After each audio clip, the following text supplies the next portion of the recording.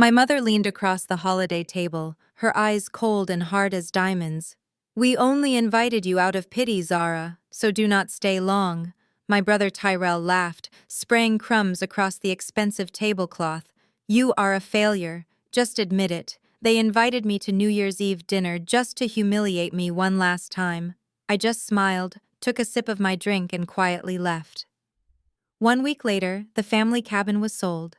The joint accounts were closed, then the bank statements started arriving, and their world fell apart. Before I tell you how I legally destroyed my toxic family, please like and subscribe if you have ever had to cut off the people who were supposed to love you. I am Zara, 35 years old and a forensic accountant. I find hidden money and expose fraud for a living. Yet for years, I was blind to the theft happening under my own nose. My mother, Beatrice, has always been obsessed with appearance. She is the head deaconess at our church, and to the outside world she is a saint, but inside our home she is a tyrant who worships her son and treats me like an ATM. The humiliation started the moment I walked into my mother's house for New Year's Eve. The air was thick with the smell of expensive catering and tension. Beatrice was already screaming at a young server she had hired for the night, telling him he was moving too slow. When she saw me, there was no hug, no greeting, just a snap of her fingers. "Zara, do not sit in that chair near the window. That is Becky's seat. She likes the view. You sit over there in the corner near the kitchen door so you can help bring out the food." I tightened my grip on my purse but said nothing. I moved to the small folding chair she had set up away from the main table. It was fitting, really. For the last 5 years, I have silently paid the mortgage on this house every single month to keep the bank from foreclosing on her. But in her mind, I am still just the help. 10 minutes later, the front door swung open, and the energy in the room shifted instantly. My brother, Tyrell, walked in like he owned the place, wearing a designer suit that cost more than my first car. Hanging on his arm was his wife Becky, a blonde woman with a smile that never quite reached her eyes. They were carrying bags from Gucci and Louis Vuitton, shopping bags that looked suspiciously new. "Sorry, we are late, everyone," Tyrell announced, not looking sorry at all. "We had to make a few stops. Valet took forever." Becky spotted me in the corner, and her eyes did a quick scan of my outfit, a simple white dress I had bought on sale. She tilted her head, giving me a look of exaggerated sympathy. "Wow. Zara, you are still wearing that dress from last Christmas.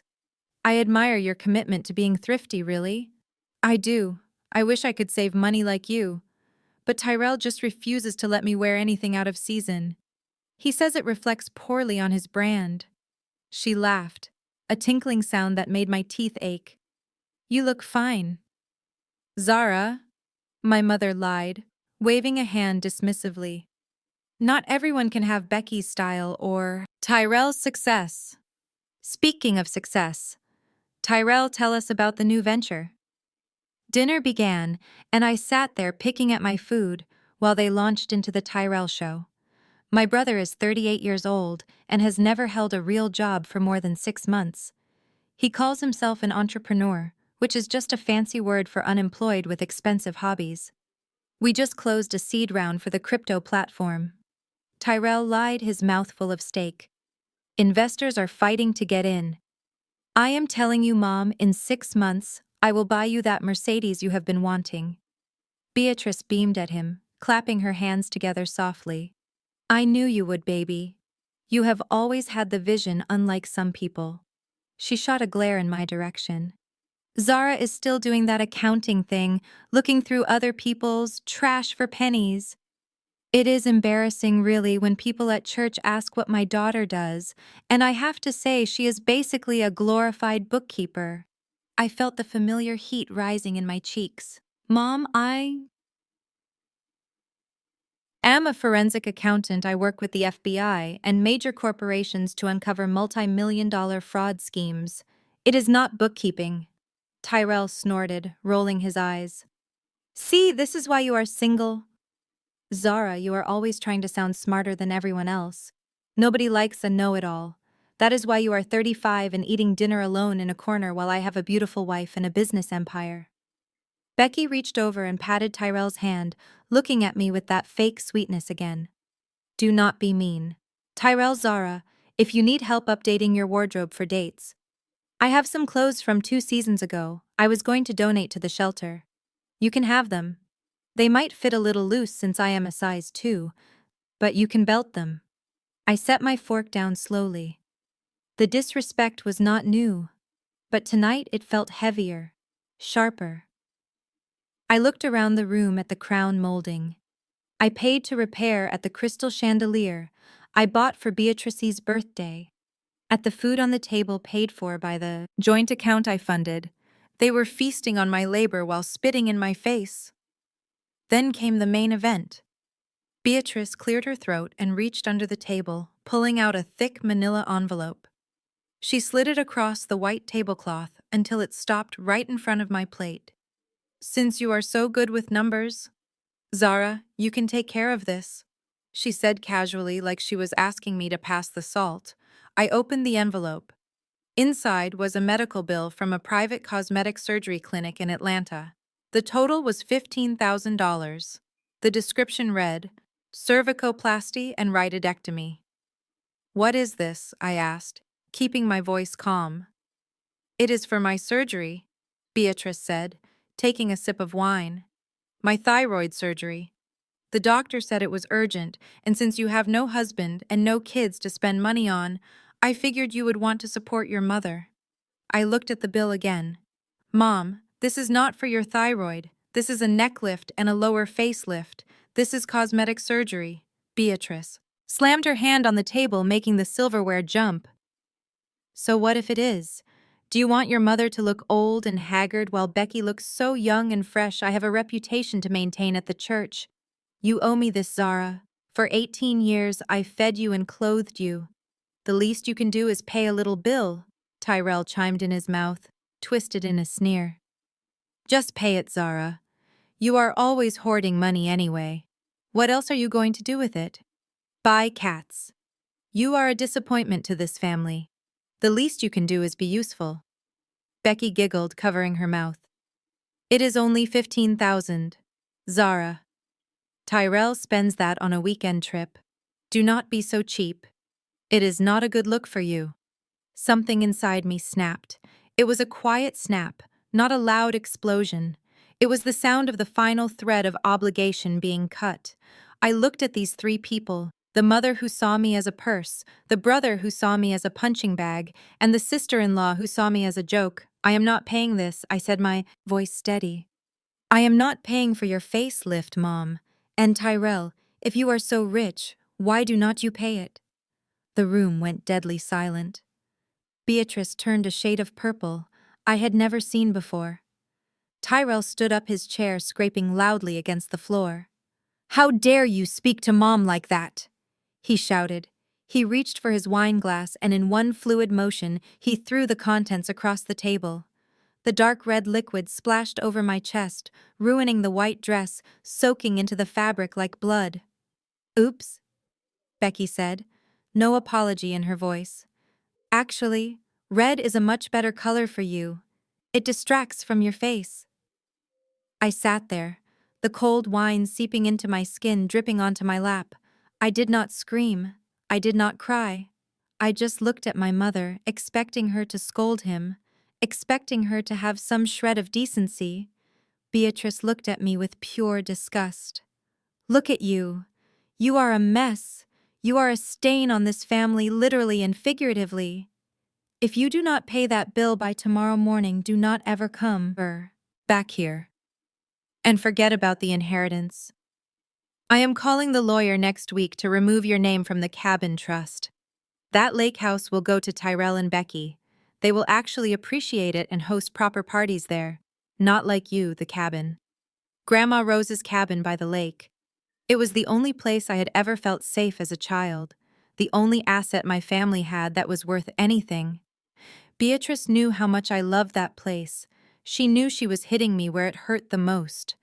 But there was something Beatrice did not know. Something Tyrell and Becky did not know. Because they never listened. Because they never read the paperwork. Because they thought they were smarter than me. I stood up slowly. I picked up a napkin and dabbed at the wine on my chest. I did not look angry. I looked at them with the detached clinical gaze I used when analyzing a fraudulent tax return. "Okay, Mom," I said softly. "You want to cut me out? You want to give the cabin to Tyrell? Fine. Do whatever you have to do, but remember this moment. Remember you chose this." Tyrell laughed, sitting back down. "Get out of here, Zara. Go cry in your lonely apartment. Nobody wants you here." I walked to the door, my heels clicking on the hardwood floor. I did not look back. I walked out into the cold night air and got into my car. As I drove away, I did not cry. I started counting down the days. 1 week. In 1 week, the bank audits would clear.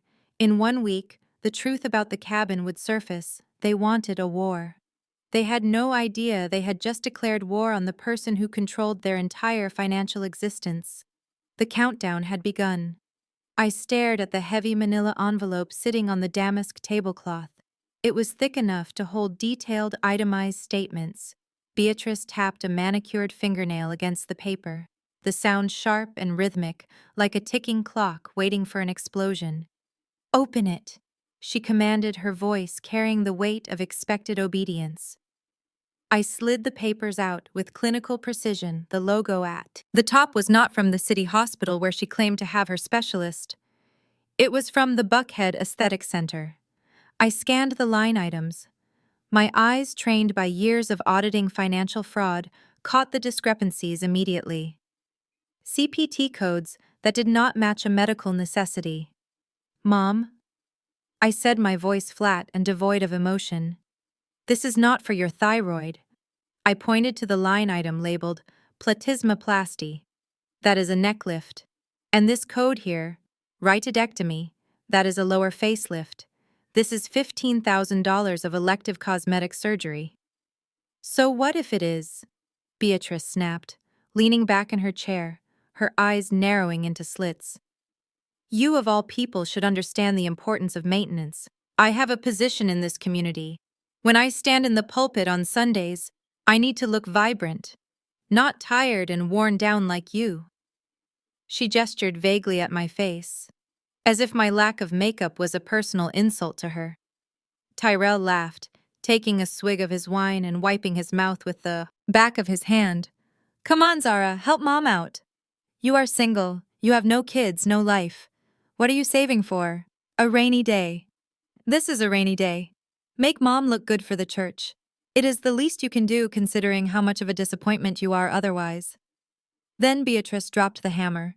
The logic she had probably rehearsed in her head to justify this extortion. "Think of it as back rent," she said casually, picking up her fork and stabbing a piece of roast beef. "You lived in my house for 18 years, Zara. You ate my food, used my electricity. I never charged you a dime. Now it is time to settle the tab. Call it a reimbursement for the youth. I wasted raising you." I felt a coldness spread through my chest, turning my blood to ice. It was not anger. It was absolute clarity. She did not see me as a daughter. She saw me as a bad investment that she was trying to recoup losses on. She was billing me for my own childhood.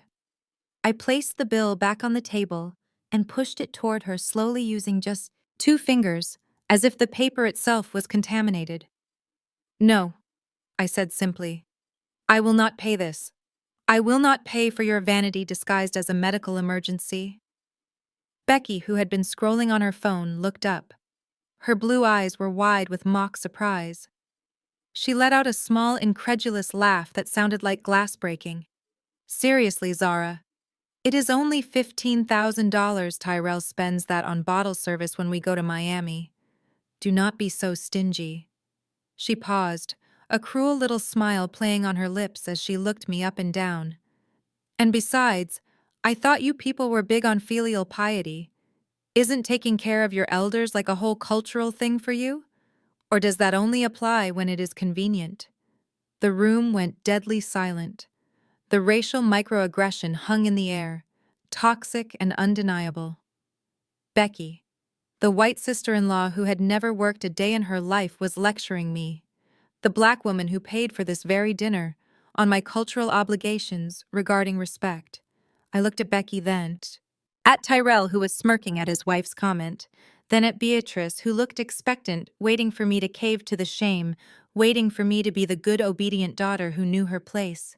I did not break. I did not yell. My forensic accountant brain took over, filing away this moment as evidence exhibit A. The dynamic had shifted. They just didn't know it yet. I know exactly what this is. I said, my voice dropping an octave so they had to lean in to hear me. I know this is a shakedown. And Becky, regarding my culture, we also believe in respect, and there is none at this table. Not for me, and certainly not from you. I stood up, the legs of my chair scraping against the hardwood floor, a harsh sound that made Beatrice flinch. The air in the room shifted from expectant to dangerous. They realized I was not writing a check. They realized the ATM was permanently out of order. You think you can stand there and dictate terms to me in my own house? Beatrice screamed, her voice cracking with a rage so potent it seemed to vibrate the crystal glasses on the table. She stood up abruptly, her chair screeching backward like an animal in pain. You ungrateful little wretch. After everything I sacrificed to put clothes on your back and food in your belly, you dare to tell me no. I stood my ground, my hands clenched at my sides, not in fists, but in steady, controlled lines. I was not the frightened little girl she remembered. I was a professional who stared down embezzlers and con artists for a living, and right now I was looking at two of them. I am not dictating terms, Mom. I said, my voice calm amidst her storm. I am stating a fact. The bank is closed. Beatrice's chest heaved. Her eyes darted around the table looking for something, anything to assert her dominance, to regain the control. She felt slipping away through her fingers. Her gaze landed on her half-empty glass of expensive Merlot, the very wine I had paid for with the transfer I sent last week. Without a second of hesitation, she snatched the glass up. Her movements were jerky, uncoordinated by fury. She did not just throw the wine, she lunged forward, splashing the dark red liquid directly into my face and down the front of my white dress. The shock was physical. The wine was cold and it stung my eyes. It dripped from my chin, soaked into the fabric of my dress, and ran down my legs. It looked like a wound. It looked like she had finally drawn blood. The room suspended in a moment of absolute horror. But it was not the horror of concern. It was the horror of a spectacle. Tyrell was the first to break the silence. He let out a loud, braying laugh, slapping his hand on the table as if this was the punchline to the best joke he had ever heard. "Look at you now," he crowed, pointing a finger at my stained chest. "You finally got some color in your wardrobe. Zara, that cheap dress actually looks better now. It matches your eyes." Red and pathetic, Becky covered her mouth to hide a giggle, but her eyes were dancing with malicious delight. "Oh my God, Beatrice, she whispered loudly enough for everyone to hear. "I think you improved her. She actually looks interesting for once." I wiped the wine from my eyes with the back of my hand, blinking against the sting. I did not wipe my dress. I let the stains sit there, a testament to exactly who my mother was. I looked at her expecting to see shame, expecting to see a mother horrified that she had just assaulted her own child. Instead, I saw triumph. She stood tall, her chest puffed out, satisfied that she had physically marked me as the lesser one. "You want to play grown-up?" Zara, Beatrice hissed, leaning over the table, her breath smelling of wine and malice. "Then let us play grown-up consequences. If you do not pay that bill by tomorrow morning, and I mean every single penny, I am making a call to the family lawyer." I stayed silent, waiting for the threat I knew was coming. The one leverage she thought she still held over me. "I am removing you from the will," Beatrice announced, her voice dropping to a venomous whisper, "and I am starting with the cabin. That lake house your grandmother loved so much, the one you spend all your weekends fixing up pretending it is yours. It is gone. As of Monday morning, I am signing the deed over to Tyrell and Becky. Tyrell stopped laughing and sat up straighter, his eyes lighting up with greed. For real, Ma. The cabin.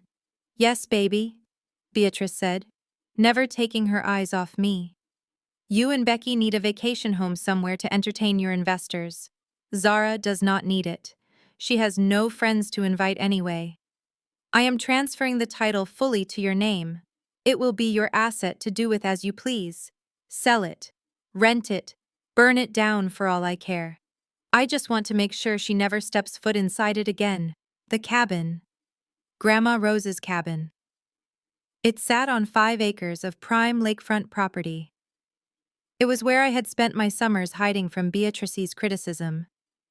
It was where Grandma Rose had taught me how to read a ledger, how to save money, how to be independent. It was the spiritual center of my life, and Beatrice knew it. She was using the only thing I truly loved to break me. She watched my face, waiting for the tears, waiting for the begging. She wanted me to fall to my knees and promise to pay her $15,000 vanity bill just to save my sanctuary. But then something strange happened. A reaction Beatrice had not calculated, a reaction that confused the triumph in her eyes. I smiled. It started small, just a quirk of the lips, but it grew into a genuine cold smile, the kind of smile a wolf gives when the sheep wanders into the den, thinking it is in charge. Beatrice did not know what I knew. She did not know what Grandma Rose had done 3 months before she died 10 years ago. She did not know about the paperwork we had signed in the hospice room with a notary present. Grandma Rose had not left the cabin to Beatrice. She knew her daughter too well. She knew Beatrice would sell it to buy a new car or fund one of Tyrell's failed schemes. So Grandma Rose had placed the cabin into an irrevocable trust, a trust that I managed. A trust where I was the sole trustee. Beatrice did not own the cabin. She did not have the deed. She had never had the deed. She was living in a fantasy world where she thought being the matriarch gave her legal power over assets she did not possess. If Beatrice tried to sign a deed over to Tyrell on Monday, she would be committing fraud. She would be attempting to transfer property she did not own. And if Tyrell tried to use that property as collateral for a loan, which I knew he would be committing bank fraud. They were digging their own graves and they were handing me the shovel. You think that is funny? Beatrice snapped, her confidence wavering slightly at my expression. You think losing your inheritance is a joke? No, Mom. I said, my voice soft but carrying to every corner of the room. I think it is fascinating. Go ahead. Do it. Sign the papers. Transfer the cabin to Tyrell. I promise you I will not stop you. Tyrell sneered. She is bluffing, Ma. Just does not want to look weak. Do it. I already have a buyer lined up. We can get 200 grand for that place easy by next week. Becky clapped her hands delightedly. 200,000. Oh, Tyrell, we could get the G-Wagon. We could finally upgrade. I looked at them. These vultures picking at the carcass of a legacy they had not built and did not understand. They were so sure of their power, so sure of their victory. I reached for my purse, slinging the strap over my shoulder. I did not bother to wipe the wine from my face again. I wanted to wear it out of the house. I wanted every neighbor, every church member who might see me leaving to see exactly what the saintly Beatrice had done. Okay, I said simply. I walked around the table, moving into the personal space of my mother. She flinched, expecting me to retaliate, physically, expecting me to be like her. But I just leaned in close, so only she could hear the steel in my voice. Do whatever you want, Beatrice. Sign whatever papers you think you have. But do not come crying to me when the ink dries. Do not say I did not warn you. I stepped back and looked at Tyrell and Becky. Enjoy the cabin, I said, my smile widening. Enjoy the G-Wagon. Hope? What is that supposed to mean? Tyrell demanded, standing up again, trying to use his height to intimidate me. It means Happy New Year, I said. I turned and walked toward the front door. The wine-soaked fabric of my dress felt cold and sticky against my skin, but I felt a fire burning inside me, cleaner and hotter than anything I had ever felt before. Beatrice screamed after me. "Don't you walk away from me, Zara. If you walk out that door, you are dead to us. Do you hear me? Dead."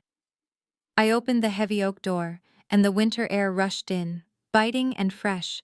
I paused on the threshold, looking back at the tableau of my family. The mother clutching her pearls and her rage, the brother counting money that didn't exist, the sister-in-law dreaming of a car she couldn't afford. "I am counting on it," I said. I slammed the door shut behind me, the sound echoing like a gunshot, finalizing the end of an era.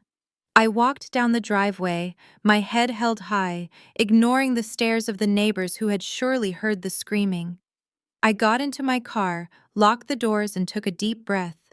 The smell of wine filled the small space, but underneath it, I could smell something else. The scent of rain coming, the scent of a storm that was about to wash everything away. I started the engine and pulled away from the curb. As I drove, I did not look back at the house where I had grown up. I looked at the digital clock on my dashboard. 7 days, I whispered to the empty car. I knew Tyrell. He was impatient. He would try to leverage the cabin immediately. He would probably try to secure a loan against it by Tuesday. Becky would start spending the money by Wednesday. And Beatrice, she would sign the fraudulent transfer documents first thing Monday morning, thinking she had won. They were going to commit multiple felonies within the next 168 hours. And I, the forensic accountant, the disappointment, the failure was going to have a front row seat to their destruction. I reached for my phone and dialed a number I knew by heart. It rang once before a warm, familiar voice answered. "Hello, Zara. Is everything all right? It is late." "Hello, Aunt Clara," I said, my voice steady. "I hope you are sitting down. The show is about to start. Mom just threatened to sell the cabin, and I think I am going to let her try." There was a pause on the other end and then a low, knowing chuckle. "Oh, child," Clara said. "She has no idea, does she?" "No," I said, merging onto the highway, the city lights blurring past me like streaks of gold. "But she is about to find out." I drove my modest sedan past the city limits and toward the skyline that glittered like a diamond necklace against the throat of the night. My family thought I lived in a studio apartment in the crumbling neighborhood of East Point. They thought I took the bus to work sometimes because my car was unreliable. They thought my clothes were old because I could not afford new ones. They had built an entire mythology around my poverty, and I had never corrected them because silence was safety. I pulled into the underground garage of the Sovereign, the most exclusive high-rise in the city. The valet nodded at me, recognizing the car. I kept specifically for family visits. It was a prop, a piece of stagecraft designed to keep Beatrice and Tyrell from asking for money. But tonight the charade felt heavy. I parked the dented Honda next to my real car, a sleek, matte black Porsche Panamera that I had bought with my bonus last year. The contrast between the two vehicles was a physical manifestation of my double life. I took the private elevator up to the penthouse. The doors slid open silently, revealing a space that would have made Beatrice weep with envy. Floor-to-ceiling windows offered a panoramic view of Atlanta. The floors were imported Italian marble. The furniture was custom Italian leather, and the art on the walls was original. Not prints, original.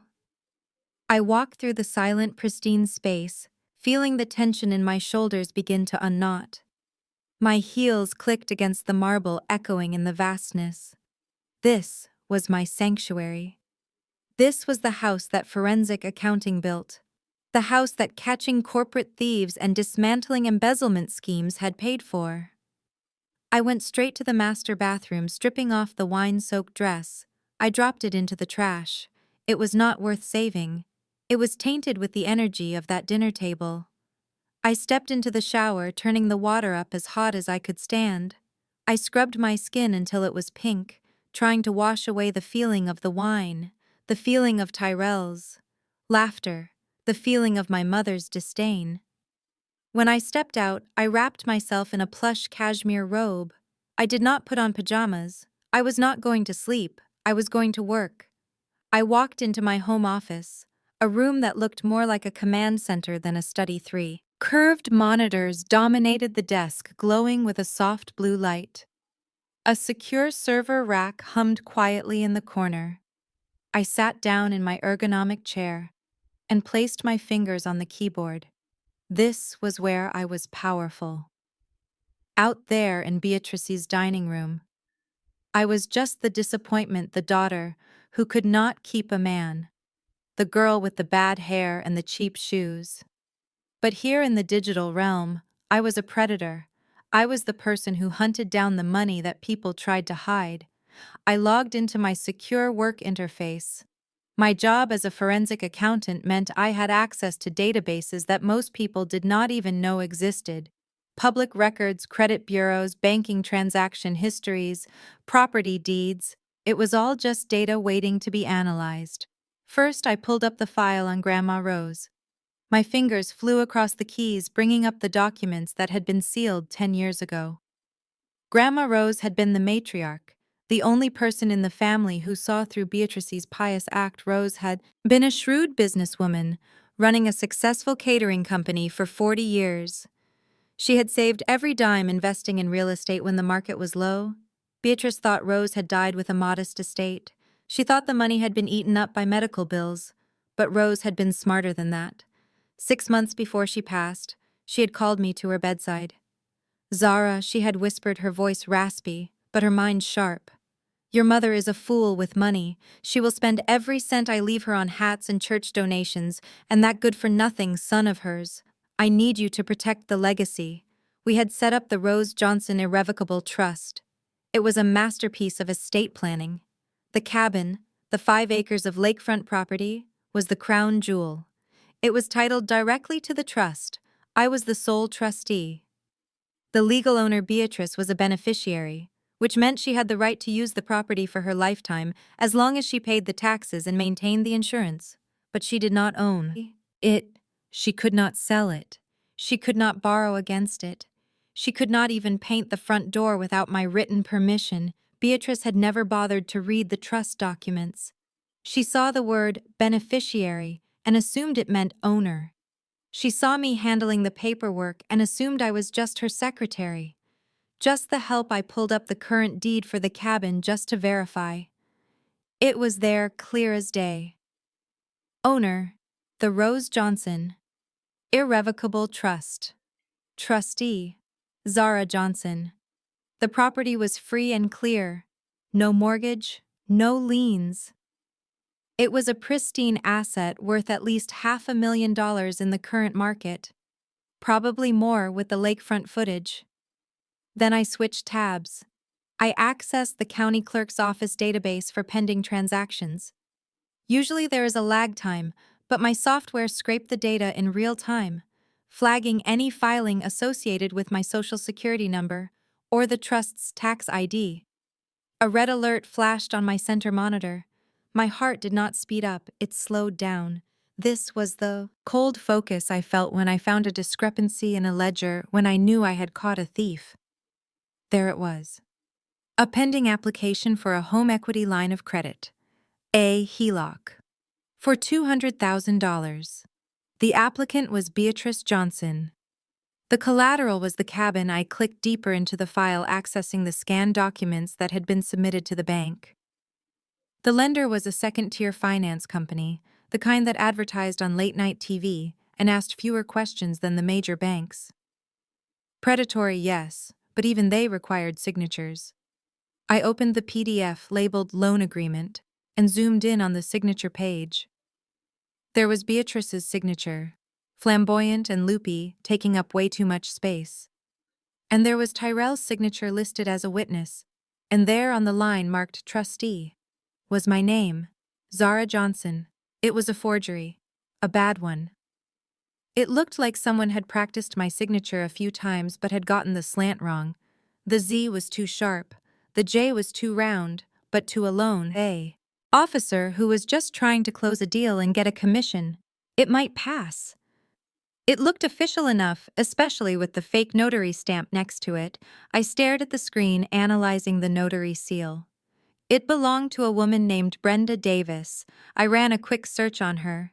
She was a member of my mother's church choir.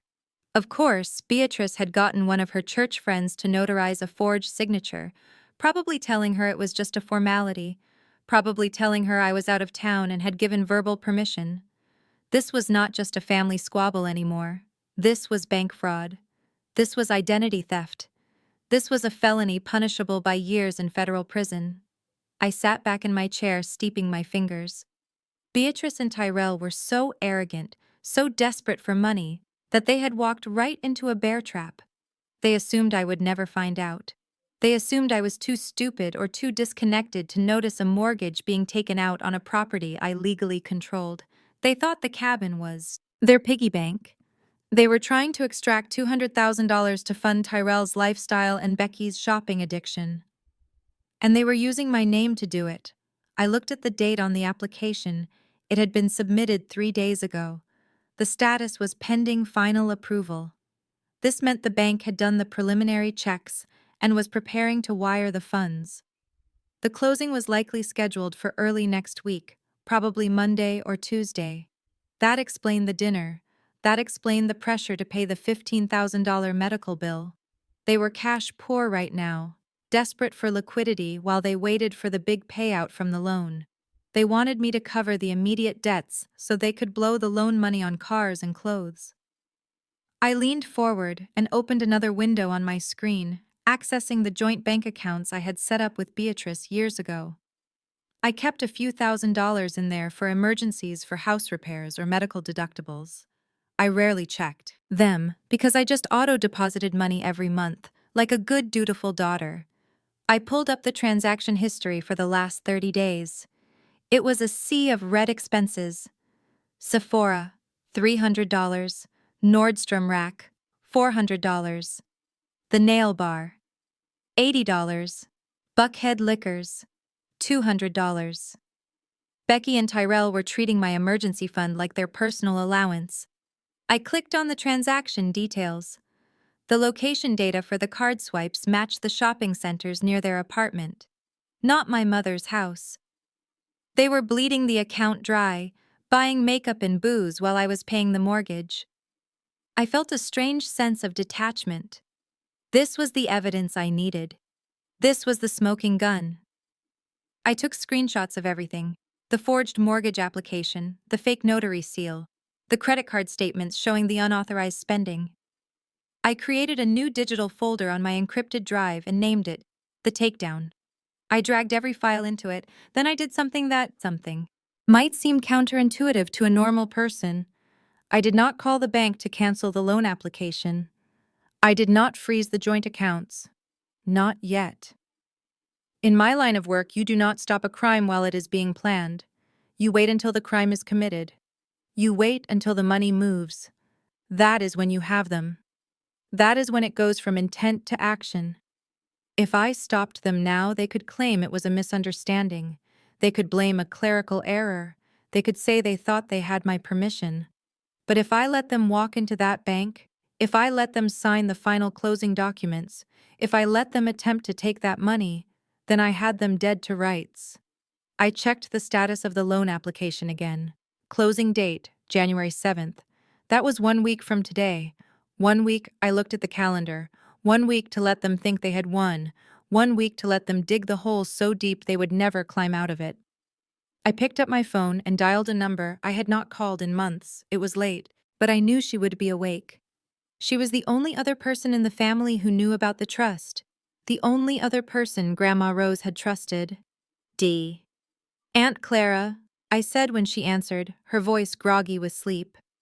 Zara, honey, is everything okay? You sound serious. I am, I said, looking at the forged signature on my screen, glowing in the darkness of my penthouse.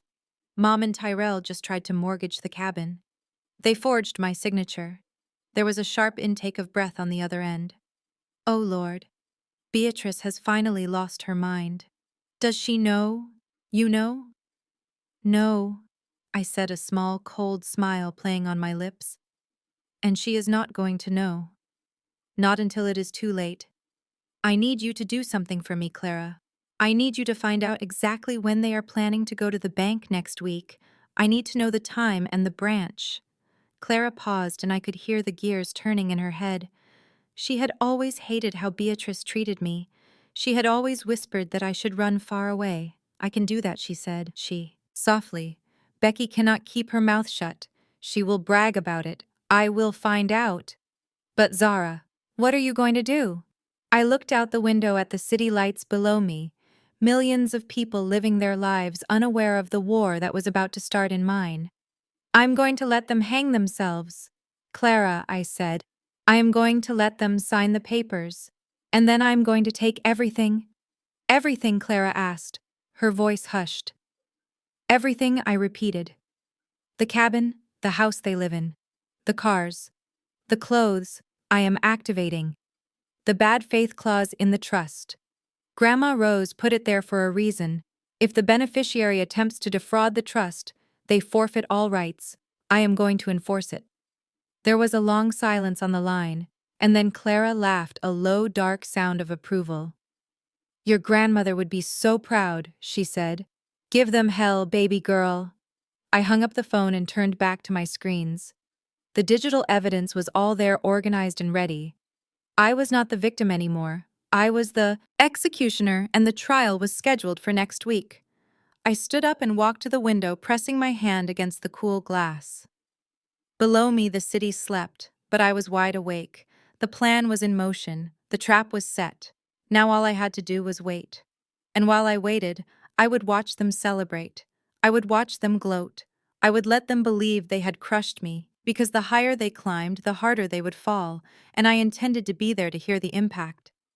The glow of the monitors was the only light in the room, casting long shadows across the marble floor of my penthouse office. I sat there for a long moment, my hand hovering over the phone.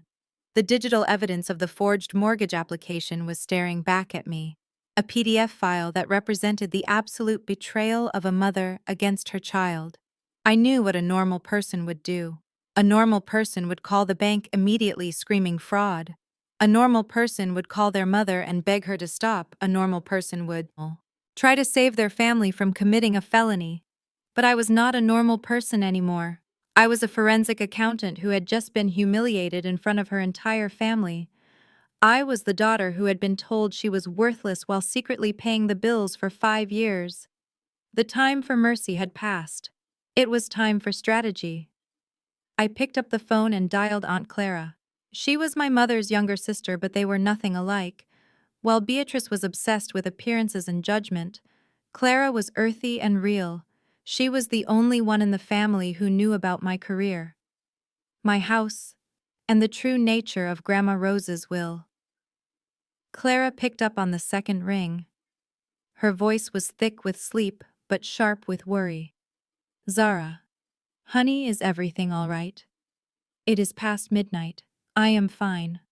Aunt Clara, I said, my voice steady and cold, but I need you to tell me exactly what is going on with Tyrell. I know about the loan application. I know they forged my signature. There was a heavy sigh on the other end of the line, the sound of a woman who was tired of keeping secrets. I told Beatrice. This would happen, Clara said, her voice dropping to a whisper. I told her you would find out. She thinks just because you work with numbers, you do not see people. But she is desperate. Zara. Desperate enough to commit a federal crime. I asked, leaning back in my leather chair. Desperate enough to risk prison. Why? What is the money for, really? Clara hesitated, and then the dam broke. It is bad, baby. It is really bad. Tyrell has been gambling again. Not just scratch-offs or poker nights. He got involved with some online sports betting crypto thing. He leveraged everything. He owes money to people you do not want to owe money to. Loan sharks. I said, the pieces falling into place. Bookies, loan sharks. I do not know what they call themselves these days, Clara said. But they came to the house last week. They threatened him. Beatrice is terrified. They think if they do not pay up by next week, Tyrell is going to get hurt, so she is selling my cabin to save her son, I said, feeling a bitter taste in my mouth. She is willing to steal from the daughter who pays her bills to save the son who gambles away her security. It is not just the gambling, Clara added quietly. It is Becky, too. That girl has lost her mind. She told everyone at the salon she is getting a Mercedes G-Wagon next week. She says it is a signing bonus for Tyrell's new business venture. She wants to keep up with her friends in Buckhead. She is pressuring Tyrell, and Tyrell is pressuring Beatrice. It is a mess, Zara. A toxic mess.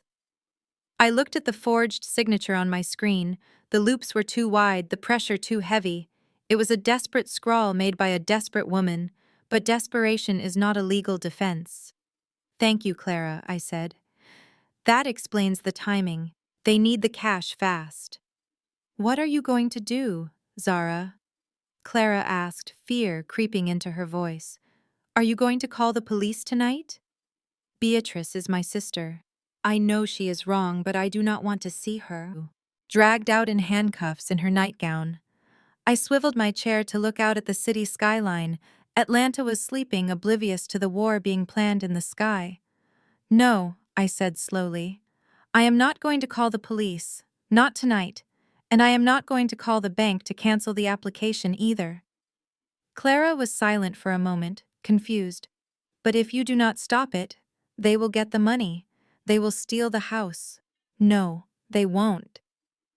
I set a plan forming in my mind, sharp and crystalline like a diamond. If I stop them now, Clara, they will just deny it. They will say it was a mistake, a misunderstanding. They will say they thought they had my verbal permission. They will gaslight me just like they always do. They will spin a story to the church that I am the mean daughter who would not help her brother in need. I leaned forward toward the microphone of my phone. I need them to commit the crime fully, I said. I need the ink to dry. I need them to walk into that bank, look the loan officer in the eye and sign those final papers knowing full well they are committing fraud. I need them to attempt to take the money, Zara. That is dangerous. Clara warned. If the money moves, it is gone. It won't move, I promised. I am going to set a trap, a financial bear trap. I am going to let the system think the loan is approved. I am going to let them believe they have won. And then at the very last second, when they are standing there with their pens in their hands expecting a check, I am going to drop the hammer. I could hear Clara breathing on the other end, processing the coldness in my voice. You are activating the bad faith clause. Aren't you? She asked. Yes, I said. Grandma Rose put it in the trust for a reason. She knew Beatrice couldn't be trusted. The bad faith clause was my nuclear option. Most trusts have standard language about removing a beneficiary, but Grandma Rose had been specific. She had her lawyers draft a clause that was brutal in its simplicity. If a beneficiary attempts to defraud the trust, encumber the assets without trustee permission, or act in bad faith against the interests of the trust, they do not just lose their current rights, they forfeit everything, past, present, and future interest. It was a total disinheritance trigger, and Beatrice had just pulled it. I am going to take it all, Clara, I said. The cabin, the monthly allowance, the house they are living in now, which the trust also owns technically. If she signs those papers, she is signing away her entire life. She will be homeless, and Tyrell will be facing 10 years for bank fraud. Clara was quiet for a long time. Finally she spoke, and her voice was filled with a sad resignation. She brought this on herself. Zara, she chose him over you, every single time. Since you were little, she chose his happiness over your safety. And now, she is choosing his debts over your legacy. You do what you have to do. Baby girl, take them down. I hung up the phone and turned back to my computer. The emotional part of the night was over. Now it was time for the technical execution. I logged into the back end of the banking system. Not the public-facing website, but the monitoring portal I had access to as a certified fraud examiner connected to the trust's assets. I pulled up the loan application file. Normally, a bank would send a notification to the property owner when a lien is placed, but Beatrice had listed her own email address and phone number under the trustee contact info. She thought she was clever intercepting the warnings. I went into the system and found the approval workflow. The loan was currently sitting in underwriting review because the credit score was decent, thanks to me. Paying her bills and the collateral was high value. The automated system was going to greenlight it. It was scheduled to issue a preliminary approval letter on Monday morning. I hovered my mouse over the flag for fraud button. If I clicked it now, the application would die instantly. The bank would call Beatrice. She would lie and the whole thing would go away. She would just find another way to steal, maybe a loan shark who accepted jewelry. No, I needed this to go to the terminal phase. I opened the code for the notification settings.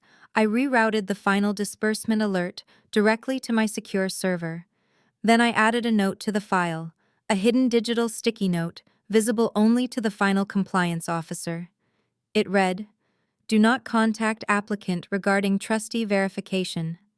Flag for manual review at closing identity theft investigation pending."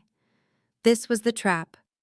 The bank's computer would send Beatrice an email on Monday saying, "Congratulations, your loan is approved." She would think she had pulled it off.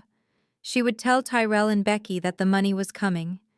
They would spend the next week celebrating. They would probably start spending money they did not have on credit cards, anticipating the windfall. Becky would go pick out her Mercedes. Tyrell would tell his bookies the cash was on the way. They would dig themselves deeper and deeper into a hole of debt and arrogance. And then on closing day, usually 7 days after approval, they would walk into the bank branch to sign the final wet ink documents. That was the moment of truth. In legal terms, that is the moment the fraud is consummated, the moment they sign their names to a lie in front of a bank official. I set the system to trigger a silent alarm. At that exact moment, the teller would scan the documents, and instead of releasing the wire transfer, the screen would flash red, telling them to call security, telling them to detain the customers. I sat back satisfied. The trap was set. It was elegant, it was clean, and it was absolutely devastating. I looked at the other tab open on my screen. The joint account statements. The bleeding was severe. Becky had spent another $400 at a spa just yesterday using the debit card I had given Beatrice for groceries. They were eating my money like termites. I decided to leave that alone too. Let them drain it. Let them feel rich for one more week. Let Becky buy her expensive face creams. Let Tyrell buy his premium scotch. Every dollar they stole now was just another nail in the coffin, another line item on the indictment I was going to hand to the district attorney. I stood up and walked to the kitchen, my silk robe flowing around me like armor. I poured myself a glass of sparkling water and walked out onto the balcony. The wind was cold, whipping my hair around my face, but I did not shiver. I thought about the little girl I used to be, the girl who wore second-hand clothes while Tyrell got new Jordans, the girl who studied by candlelight because the power got cut off while Beatrice was at church wearing a new hat, the girl who just wanted her mother to look at her with pride instead of calculation. That girl was gone. She had died at the dinner table tonight when her mother threw wine in her face. In her place was a woman who knew exactly what she was worth, and she was about to charge tax. I looked at the city lights and imagined the week ahead. It would be a week of silence from me. I would not answer their calls. I would not text back. I would let them think I was cowering in my imaginary studio apartment, licking my wounds. Let them think they had won. Let them think they had scared me off. Let them enjoy their victory lap. Because on Monday morning, Beatrice would get that approval email and the clock would start ticking. "Tick-tock, Mom," I whispered into the wind. "Tick-tock." I went back inside and closed the balcony door, locking it tight. I turned off the lights in the office, leaving only the soft glow of the server rack blinking in the dark. Green lights, steady and rhythmic. watching, waiting. I walked to my bedroom and climbed into the massive bed. I thought I would be awake all night, consumed by anger or grief. But as my head hit the pillow, a profound sense of peace settled over me. The decision was made.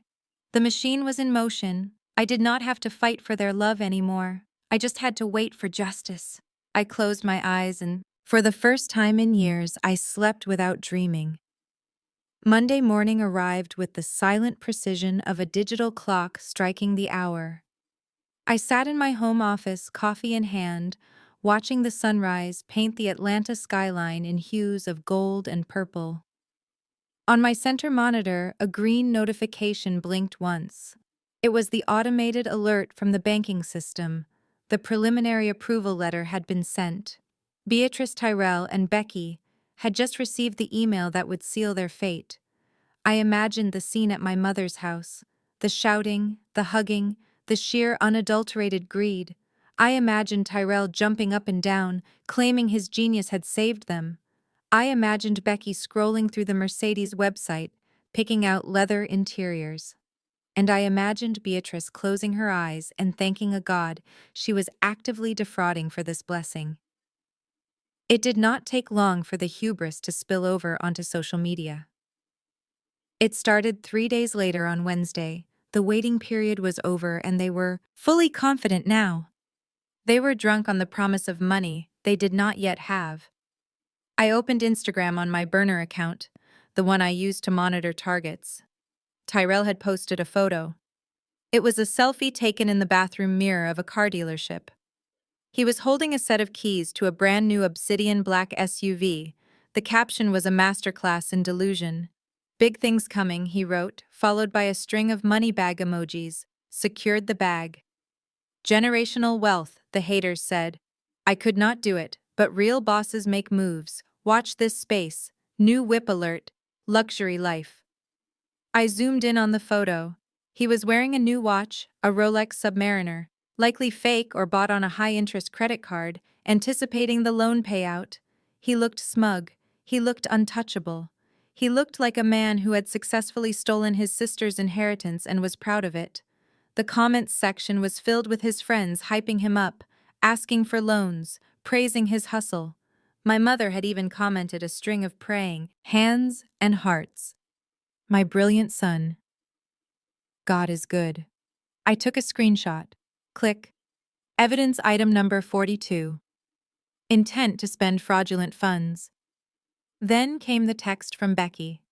It popped up on my personal phone, vibrating against the marble desktop. I stared at her name for a moment, remembering the wine she had watched my mother throw, remembering her laughter. "Hey Zara," the text read. "Hope you have cooled off from your little tantrum. Listen, Tyrell and I are throwing a huge housewarming party at the cabin this weekend to celebrate his new business deal. We invited everyone from church and a bunch of Tyrell's investors. Mom said we should not invite you because you are so negative, but I convinced her to be charitable." I waited. The 3 dots of her typing bubble danced on the screen. "So here is the deal. We need someone to handle the cleanup during and after the party. The cleaning crew canceled. Since you know the layout of the cabin and honestly, you probably need the cash since your accounting business is so small, I told Mom you would do it. We can pay you $50 cash provided you do a good job and stay out of sight while the guests are there. Let me know if you want the work. Otherwise, do not bother showing up." I read the message twice, just to make sure I had not hallucinated the audacity. $50 to clean my own house, to pick up the trash left by the people who were stealing it from me, to stay out of sight, like a servant in the home my grandmother left to me. She wanted to reduce me to the help. She wanted to strip away my dignity completely to reinforce the hierarchy they had established in their minds, where I was the worker and they were the royalty. I did not reply. I did not type out the angry response that burned in my throat, telling her I owned the building she lived in. I simply took a screenshot. The image saved to my secure folder, joining the mounting pile of proof. This text was more than just an insult. It was proof of premeditation. It was proof that they fully intended to occupy and use the property they were fraudulently mortgaging. It showed they believed the lie so completely they were willing to host a public event on the premises. Then came the final blow. The voicemail notification from Beatrice appeared an hour later. I had not answered her calls for 3 days, and she had stopped leaving messages until now. I pressed play, the sound of her voice filling my high-tech office, bringing the smell of her perfume and the weight of her judgment right into my sanctuary. "Zara," she began, her voice clipped and cold, "I assume you are ignoring me because you are ashamed of your behavior on New Year's. Well, you should be. But I am calling to tell you that it does not matter anymore. I signed the papers this morning. The cabin is sold, or rather mortgaged to the hilt. The money will be in my account on Monday." She paused, and I could hear the smile in her voice, a cruel, satisfied sound. "You are empty-handed now, child. I hope you enjoyed pretending that place was yours because it belongs to the winners now. Tyrell is going to do great things with that money, things you could never dream of. So do not bother coming back crawling for forgiveness, and do not bother driving up to the lake this weekend. We changed the locks. You are not welcome in this family anymore until you learn your place. Goodbye, Zara." The recording ended with a sharp click. I sat there in the silence, the hum of my servers, the only sound. She had admitted it. She had admitted to signing the papers. She had admitted to changing the locks on a property she did not own. She had admitted to the intent to distribute the funds to Tyrell. I saved the voicemail file. I backed it up to 3 different cloud servers. I sent a copy to my lawyer and a copy to Aunt Clara. I looked at the calendar. It was Thursday. The party was scheduled for Saturday. The actual transfer of funds was scheduled for Monday morning. They were moving fast. They were so confident, so arrogant that they were throwing a party at the crime scene before the money even hit their account. They were inviting witnesses to their own felony. I opened the banking portal one last time. The joint account balance was now negative. They had overdrawn it by $500, buying party supplies, liquor, and decorations. They were gambling everything on this loan. They were maxing out every credit card, leveraging every asset, burning every bridge, because they were absolutely certain the $200,000 was coming. They were wrong. I stood up and walked to the floor-to-ceiling window, looking out at the city. I felt a strange sense of calm settling over me. The anger was gone. The hurt was gone. All that was left was the cold, hard resolve of a professional who has finished the investigation and is ready to make the arrest. They wanted me to be the maid. Fine, I would clean up the mess. But not with a broom and a mop. I would clean it up with a subpoena and an eviction notice. They wanted a party, fine, I would give them a party they would never forget. I would bring the entertainment. I picked up my phone and dialed the number for a private security firm I worked with frequently. The owner, Marcus, was an ex-SEAL who ran a tight ship. "Marcus," I said when he answered, "I have a job for you. It is a little unusual. It is personal. Name it, Zara." Marcus said, his voice deep and reassuring. "I need a team at Lake Lanier this Saturday," I said. 2 uniformed officers and 1 plainclothes. I need you to secure a perimeter around a specific cabin. I need you to wait for my signal." "Is there a threat?" Marcus asked. "Yes," I said, watching a storm cloud gather over the Atlanta skyline. "Trespassers, squatters, and identity thieves.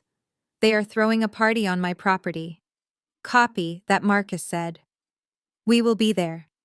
"What is the engagement protocol?" "Do not intervene until I arrive," I said.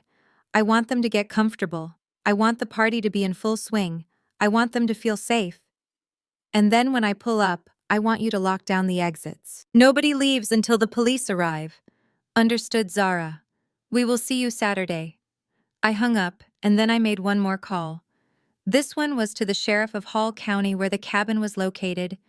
I knew Sheriff Miller from a fraud case I had helped him with 2 years ago. He owed me a favor. "Sheriff, it is Zara Johnson," I said. "Zara. Long time. No. See, What can I do for you? I need to report a break-in in progress, I said. My lake house. I have credible intelligence that a group of individuals is planning to trespass and vandalize the property this Saturday. And Sheriff, these individuals are also subjects of an active federal bank fraud investigation regarding that same property. Sheriff Miller's tone changed instantly. Professional sharp.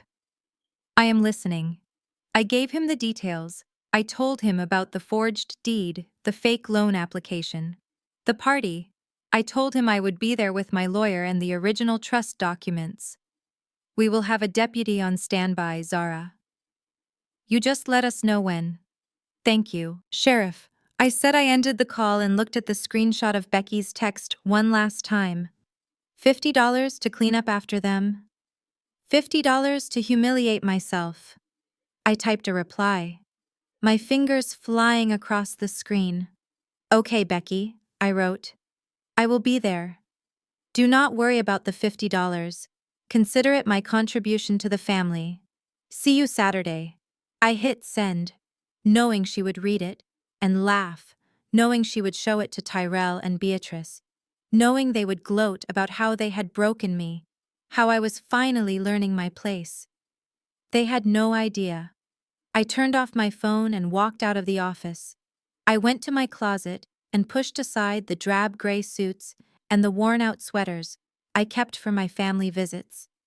I reached into the back where I kept the clothes I actually liked. I pulled out a tailored white power suit, crisp and sharp as a blade. I pulled out my Louboutin heels, the red soles gleaming like a warning signal.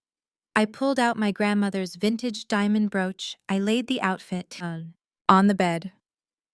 On Saturday, I was not going to be Zara, the failure, Zara, the disappointment, Zara the maid. On Saturday, I was going to be Zara Johnson, trustee owner, and the woman who was about to foreclose on their entire lives. I smiled at the empty room. See you at the party, Mom, I whispered. And then I went to the kitchen to pour myself a glass of wine, a toast to the end of the world as they knew it. Monday morning broke with a sky the color of bruised iron. But down at the First National Bank branch on Peachtree Street, the mood was decidedly sunny, at least for two people. I sat in my car across the street watching the front entrance through tinted windows like a hunter waiting in a blind. I had a live feed of the interior on my laptop, courtesy of the bank's fraud department, who were more than happy to cooperate with a federal investigation involving identity theft. At 9:15 exactly, Beatrice and Tyrell made their grand entrance, and grand was the only word for it. Beatrice was wearing her Sunday best on a Monday, a cream-colored suit with a matching hat that looked like a satellite dish adorned with silk flowers. She had draped a faux fur stole over her shoulders, despite the mild Atlanta winter. She walked with her chin high, clutching her purse like it contained the crown jewels. Tyrell was even worse. He was wearing a pinstripe suit that was too tight in the shoulders and a pair of sunglasses he refused to take off indoors. He strutted in a way that screamed new money, even though he currently had negative $40 in his bank account. He was holding a leather briefcase that I knew for a fact was empty because he did not have any business documents to put in it. They walked up to the reception desk, and I could practically hear Beatrice's voice through the glass, even without the audio feed. I am here to see Mrs. Higgins, she would be saying loudly enough for the entire lobby to hear. We are closing on a very significant loan today, a business expansion for my son. The receptionist, who had been briefed on the situation, nodded politely and gestured toward the glass-walled office at the back, the fishbowl. Ideally, fraud interviews are conducted in private rooms, but I had requested they do this in the glass office. I wanted to see it. I wanted to see every micro-expression when the trap snapped shut. Mrs. Higgins, the loan officer, was a woman of steel nerves. She stood up and shook their hands, smiling the tight practiced smile of someone who knows she is shaking hands with felons. She gestured for them to sit. I zoomed in on the camera feed. Tyrell immediately put his feet up on the edge of the chair, man-spreading as if he owned the bank. Beatrice swatted his leg down, whispering something sharp, probably telling him to act like a gentleman until the check cleared. Mrs. Higgins opened a thick file folder on her desk. She slid a stack of documents across the polished wood. The mortgage agreement, the truth in lending disclosure, the promissory note, and the affidavit of ownership. Beatrice reached for the papers, her hands trembling slightly, not with fear, but with greed. She did not read a single word. She did not look at the interest rate, which was predatory. She did not look at the repayment terms. She just looked for the line that said, signature. I watched as Mrs. Higgins handed her a heavy, expensive pen. Beatrice took it like it was a scepter. Now, Mrs. Johnson. Mrs. Higgins said, her lips moving clearly on the high-definition feed. You understand that by signing these documents, you are attesting that you are the legal owner of the property located at Lake Lanier and that you have the authority to encumber it with this debt. Of course I am the owner. Beatrice snapped her head, bobbing indignantly. My mother left that cabin to me. It is my family legacy. I can do whatever I want with it. And my daughter Zara? Well, she is just the bookkeeper. She handles the paperwork, but I make the decisions. And the trustee's signature? Mrs. Higgins asked, pointing to the forged scrawl on the application. You witnessed. Zara Johnson signed this herself. I leaned closer to my screen, holding my breath. This was it, the moment of perjury. Yes, Beatrice said without blinking. Zara signed it right in front of me before she left for a business trip. She wants Tyrell to have this money. She knows he is going to turn it into millions. She lied so easily. It was terrifying. She lied with the conviction of a woman who believed her own delusions. Mrs. Higgins nodded slowly. Okay then. If you could just sign here, here, and here. An initial at the bottom of each page. The scratching of the pen seemed to echo in my mind. Beatrice signed with a flourish. Big looping letters that took up half the page. She was signing away her freedom, and she thought she was signing a winning lottery ticket. Tyrell was next. He signed as the witness, grinning like a shark. He was already spending the money in his head. He was probably thinking about the G-Wagon, thinking about the bottle service, thinking about how he finally outsmarted his stuck-up little sister. When the last page was signed, Beatrice sat back and folded her hands over her stomach, looking expectant. So, when do we get the check? She asked. Can you wire it to my personal account, or do I get a cashier's check today? We have some immediate purchases to make. Mrs. Higgins gathered the papers, stacking them neatly into a pile. She did not reach for her checkbook. She did not type a wire transfer code into her computer. Instead, she pressed a small silent button under the lip of her desk. Actually, Mrs. Johnson, she said, her demeanor shifting from helpful to icy. There is just one more person who needs to review this transaction. Beatrice frowned, confusion clouding her face. Review. I thought we were pre-approved. You sent me the email. It said congratulations. Yes, Mrs. Higgins said. But given the size of the loan and the nature of the collateral, our branch manager needs to give the final sign-off. He is just outside. The door to the glass office opened. Beatrice turned a smile ready on her lips, expecting to charm another bank official. But it was not just the branch manager who walked in. Mr. Henderson, the manager. A tall man with a face like a bulldog stepped into the room. Behind him were two uniformed police officers and a detective in a cheap suit. The air in the glass office seemed to vanish, sucked out by the sudden vacuum of reality. Tyrell scrambled to stand up, knocking his chair over backward. Hey, what is this? We did not do anything. Mr. Henderson ignored him. He looked down at Beatrice, who was still sitting frozen in her chair, her face draining of color until she looked like a wax statue. Beatrice. Johnson. Tyrell. Johnson. Mr. Henderson said, his voice carrying through the thin glass walls. I am afraid we cannot fund this loan. Why not? Beatrice whispered, her voice trembling. Why are the police here? Is there a problem with the system? There is a problem with the application, Mr. Henderson said. The property you are attempting to mortgage is held in an irrevocable trust.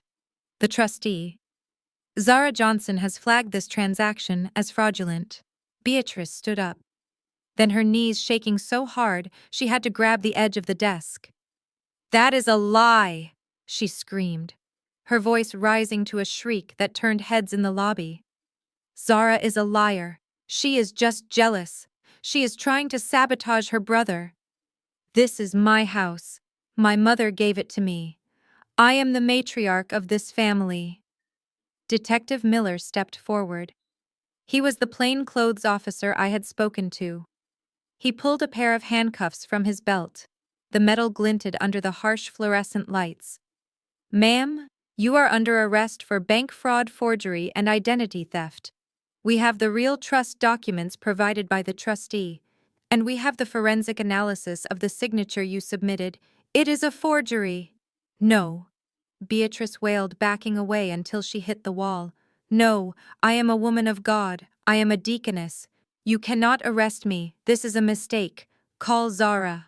Call my daughter. She will tell you. We did call, her Mrs. Higgins said quietly. She is the one who alerted us. She is the one who sent over the evidence. Tyrell tried to bolt. It was a pathetic attempt. He lunged toward the door, shoving Mr. Henderson aside, but the two uniformed officers were on him in a second. They slammed him against the glass wall, the impact making the whole office shudder. Get off me! Tyrell shouted, struggling as they wrenched his arms behind his back. My sister set me up. She is crazy. She is trying to ruin me because I am successful. Stop fighting, the officer barked, clicking the cuffs onto Tyrell's wrists. You have the right to remain silent. Beatrice watched her golden child getting arrested, and something in her snapped. She did not rush to help him. She did not comfort him. She turned her rage onto the only target she had left. She is stealing from me! Beatrice screamed at the detective, spit flying from her mouth. Zara is a thief. She tricked my mother into signing those papers. She stole my inheritance, and now she is stealing my freedom. I want her arrested. Arrest her. The detective ignored her ranting. He took her arm gently but firmly, turning her around. You can tell it to the judge. Mom, right now, you need to come with us. They walked them out through the lobby. The entire bank had come to a standstill. Tellers had stopped counting money. Customers had stopped filling out deposit slips. Everyone was watching the spectacle.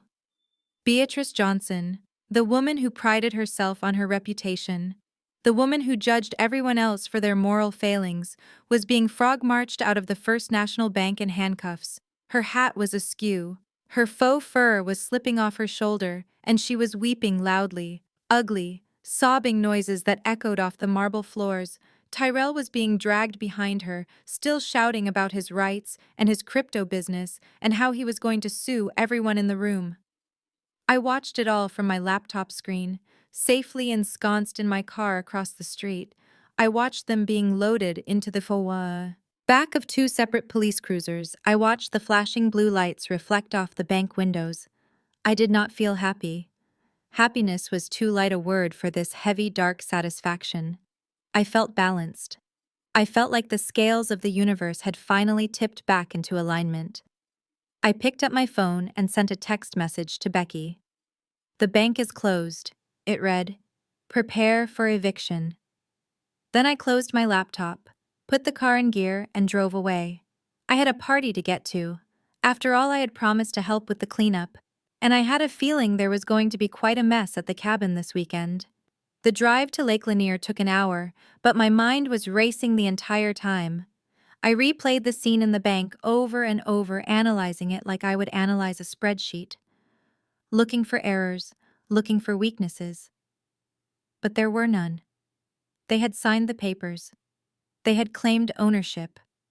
They had tried to take the money. The fraud was consummated.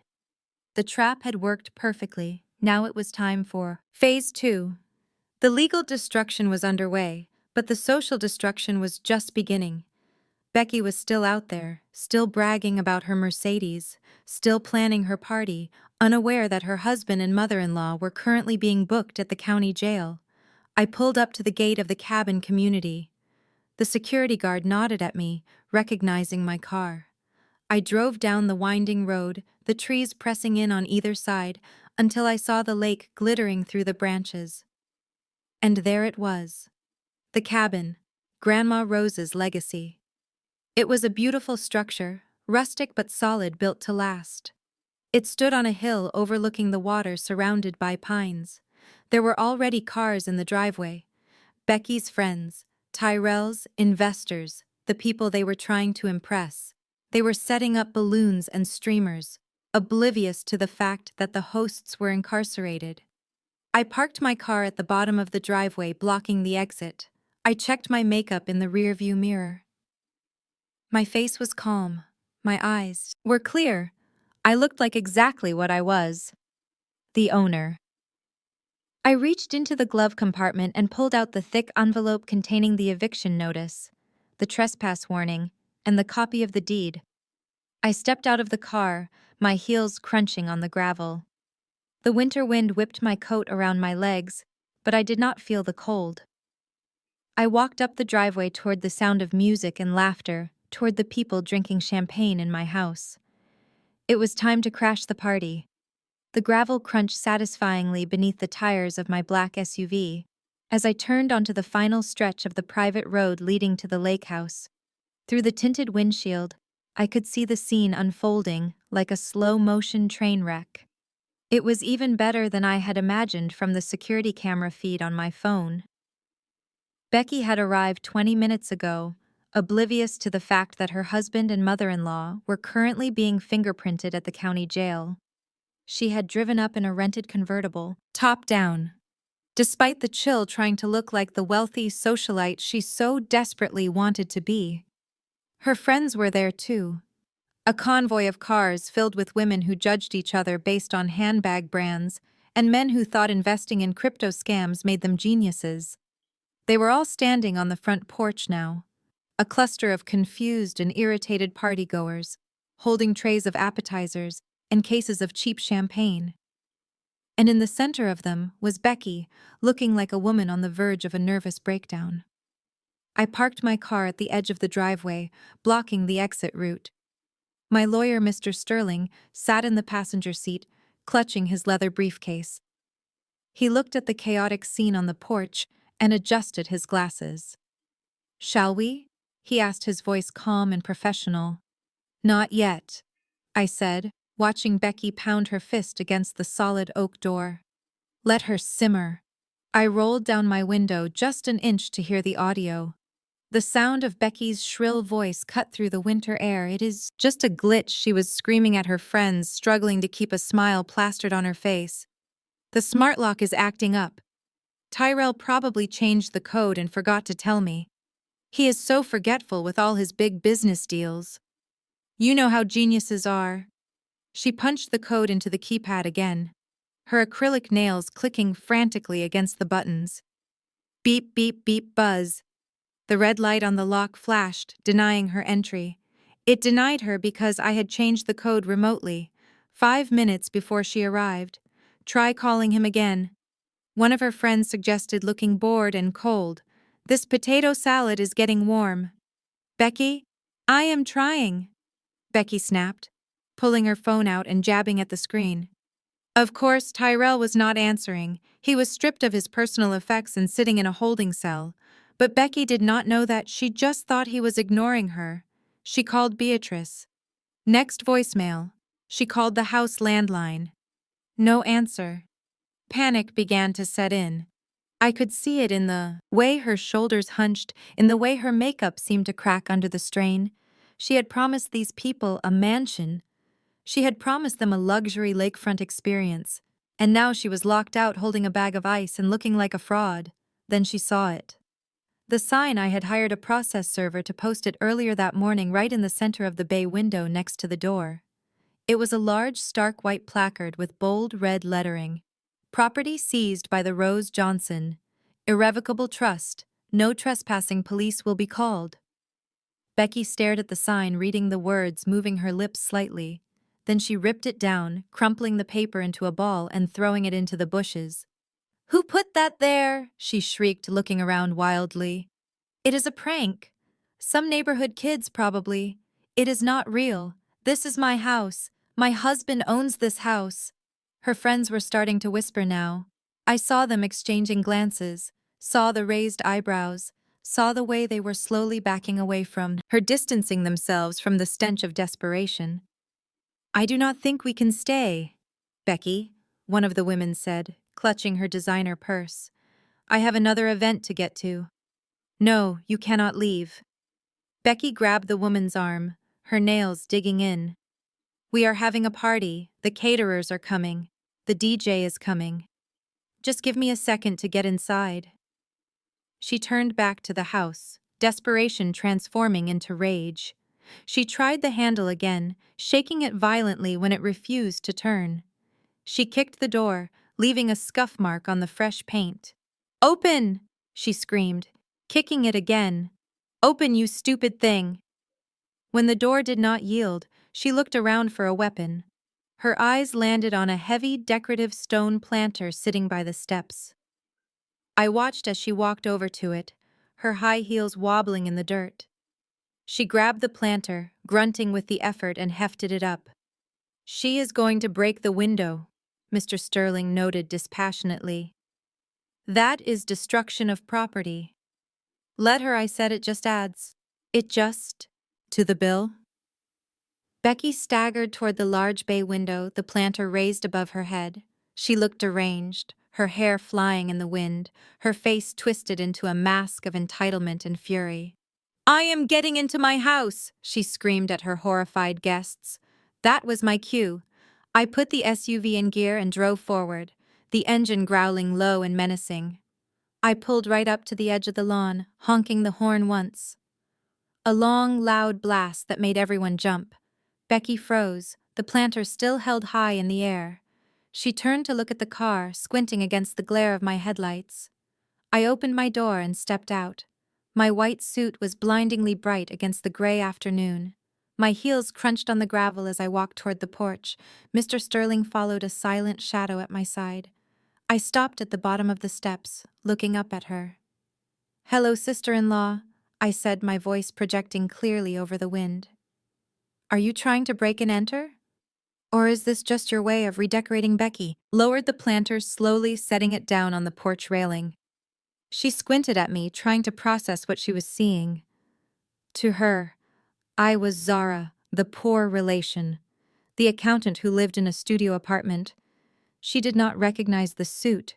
She did not recognize the car. She certainly did not recognize the authority radiating off me.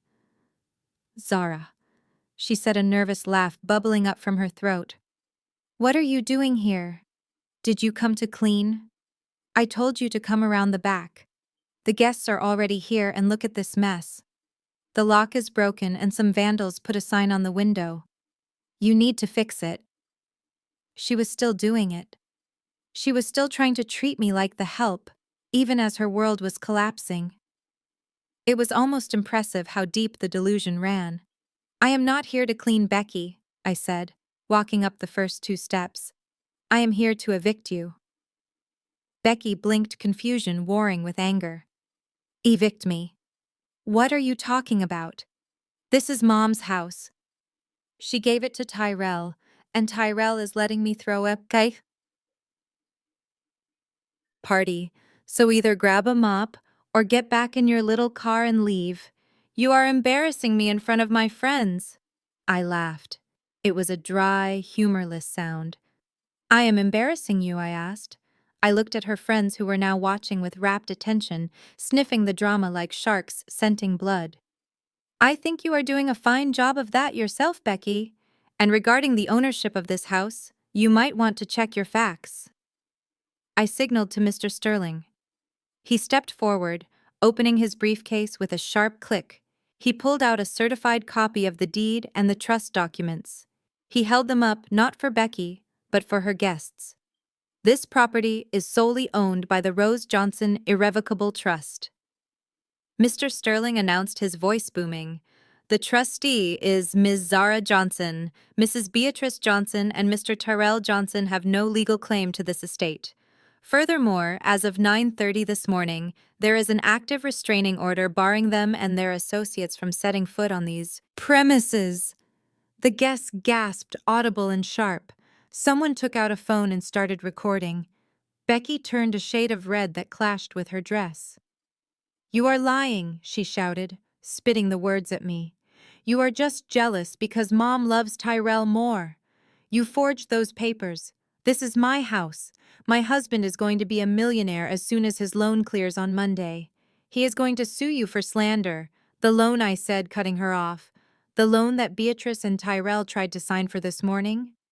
"Yes, that loan," Becky sneered, crossing her arms triumphantly. "They are at the bank right now picking up the check. So you better run before they get here and call the police on you." I took a step closer, ascending to the porch level, so I was looking down into her eyes. "They are not coming, Becky," I said softly, almost gently. "They are not at the bank picking up a check. They are at the Fulton County Jail being processed for bank fraud, forgery, and identity theft." Becky's arms dropped to her sides, her mouth fell open. "What?" "I stopped the loan. I said I flagged the application as fraudulent. I sent the police to the closing meeting. Your husband and your mother-in-law are in handcuffs right now. They are not millionaires, Becky. They are felons. And you know what the funny part is?" I leaned in close so only she could hear the next part. "They used my emergency fund to pay for the application fees. The money you spent at Sephora yesterday. That was evidence. The money you spent on these party decorations. Evidence. The police have all of it." Becky stumbled back, hitting the wall of the cabin. "No," she whispered, shaking her head. "No, that is not true," Tyrell said. "He had it handled. He said he was a genius." "He lied," I said simply. "Just like he lied about his job. Just like he lied about the crypto business. Just like you lied about being my sister." I turned to the crowd of guests who were now watching us with open mouths. "Ladies and gentlemen," I announced, my voice ringing out. "This party is cancelled. The hosts have been arrested. The property is ceasing operations. Everyone has 5 minutes to clear the driveway before I call the sheriff." For a second, nobody moved. Then chaos erupted.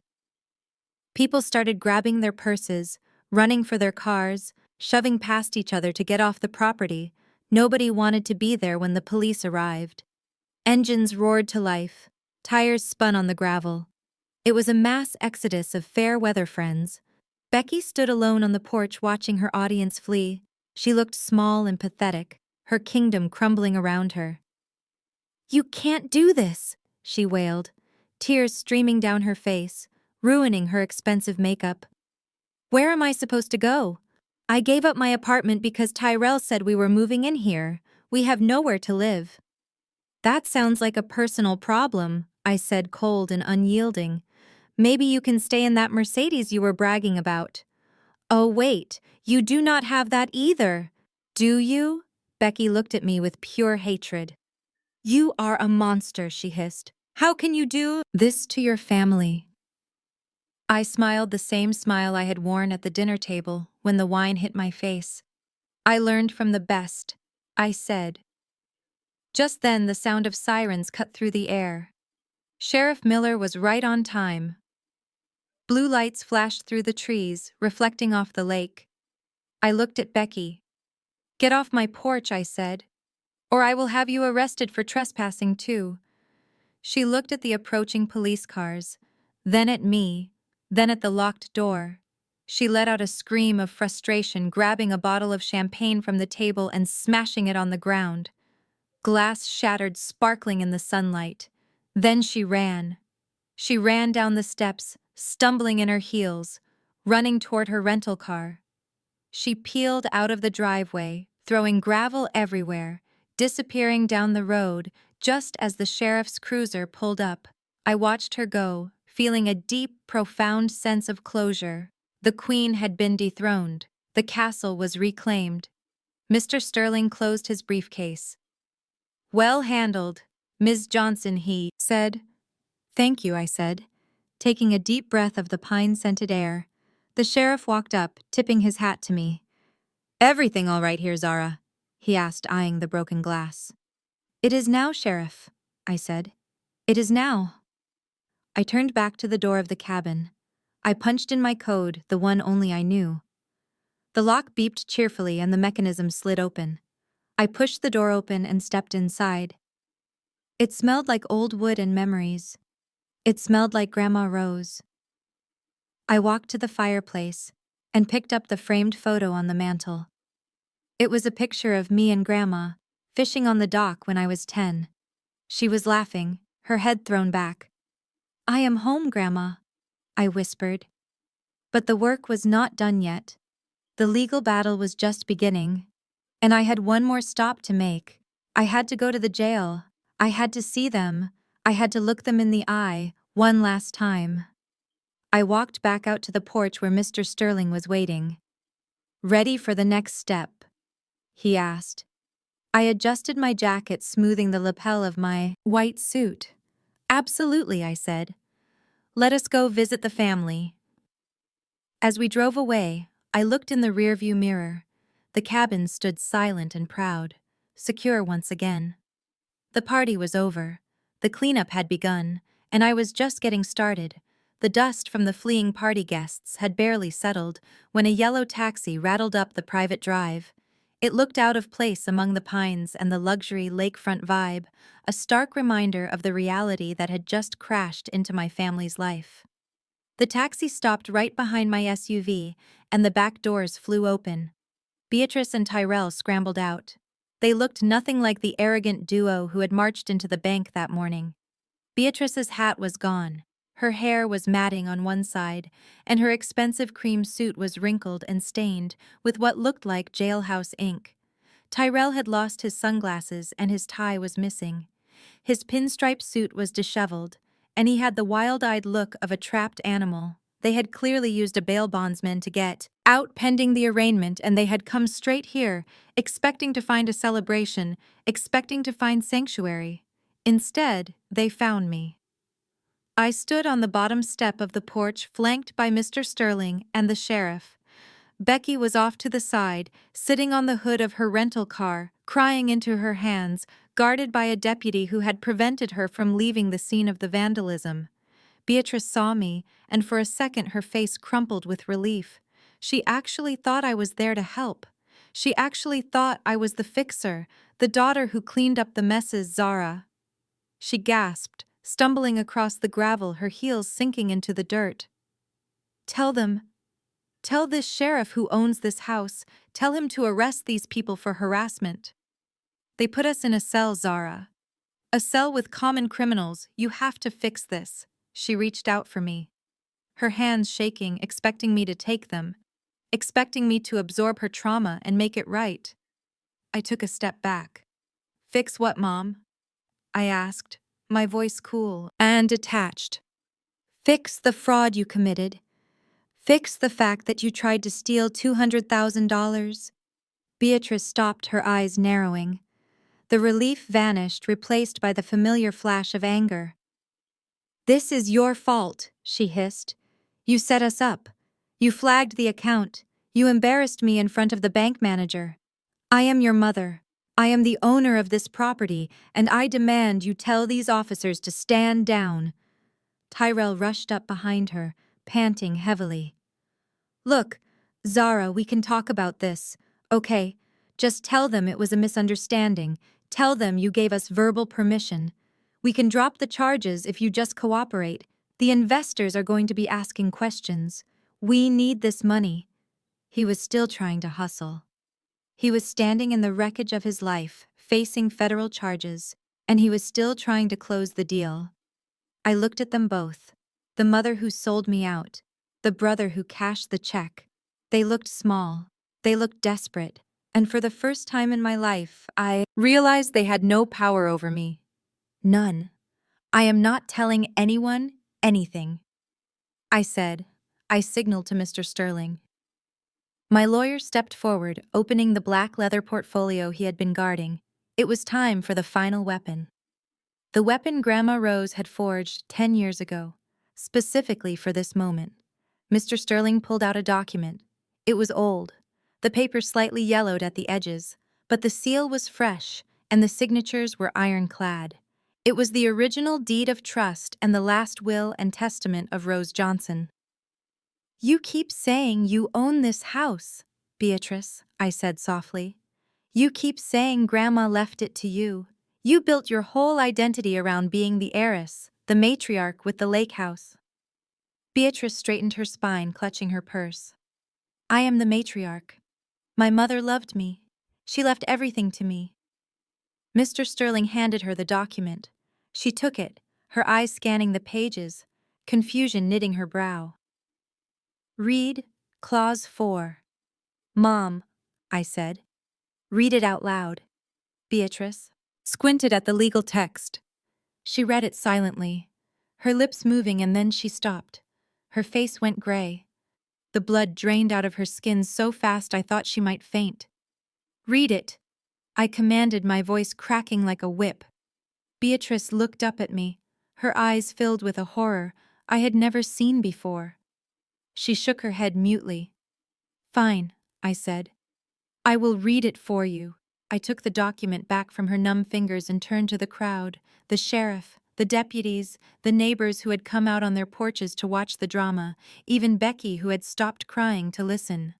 "Clause 4, I read, my voice ringing out across the yard. "The beneficiary, Beatrice Johnson, shall have the right of use and enjoyment of the property located at Lake Lanier for the duration of her natural life, provided that she maintains the property, pays all applicable taxes, and acts in good faith regarding the preservation of the trust assets." I paused, letting the words sink in. "In the event that the beneficiary attempts to sell, mortgage, encumber, or defraud the trust in any way, her interest in the property shall terminate immediately and automatically without need for judicial intervention. The property shall revert fully to the sole control of the trustee, Zara Johnson, and the beneficiary shall vacate the premises forthwith." I closed the folder with a snap. "You never owned it, Mom," I said. "You were a guest. You were a tenant living here on Grandma Rose's charity. And today, when you walked into that bank and signed a fraudulent mortgage application, you violated Clause 4. You fired yourself." Beatrice made a low, keening sound in her throat. "No," she whispered. "No, Rose would never do that. She wouldn't." "She knew you, Beatrice," I said. "She knew you would try to sell it to fund Tyrell's mistakes. She protected the legacy from you, and she made me the guardian." Tyrell looked between me and his mother, his brain trying to catch up with the reality that his safety net had just been set on fire. "So what does that mean?" he asked, his voice trembling. "What does that mean for the money?" "It means there is no money, Tyrell," I said. "There never was. You tried to borrow against a house your mother does not own. You committed fraud for nothing, and because you violated the trust, you and Beatrice are evicted. As of this moment, you are trespassing." Beatrice collapsed onto the gravel, her legs giving out.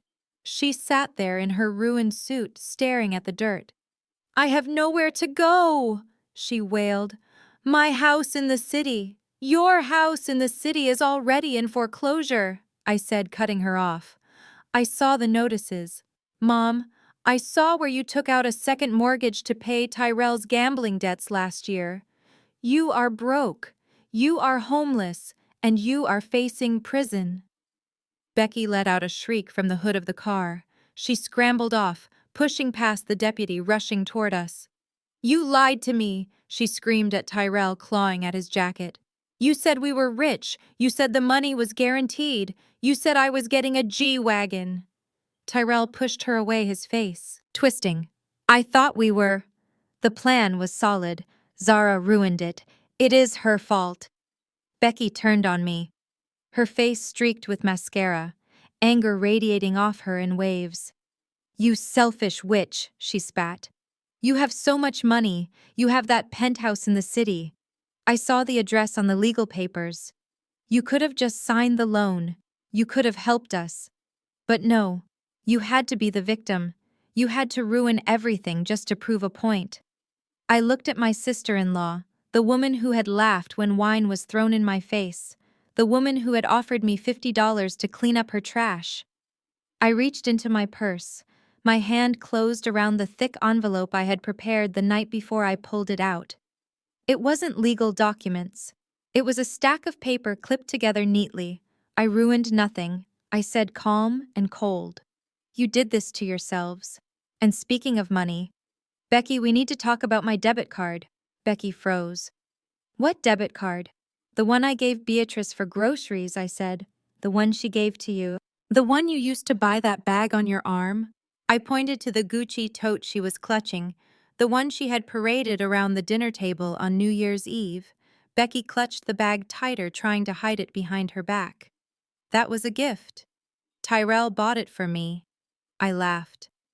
It was a dark sound, devoid of humor. No, he didn't, I said. I threw the stack of papers at her feet. They fanned out across the gravel, rows and rows of highlighted transactions. Those are the bank statements.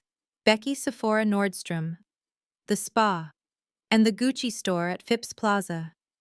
$3,000 charged to the account meant for emergency house repairs.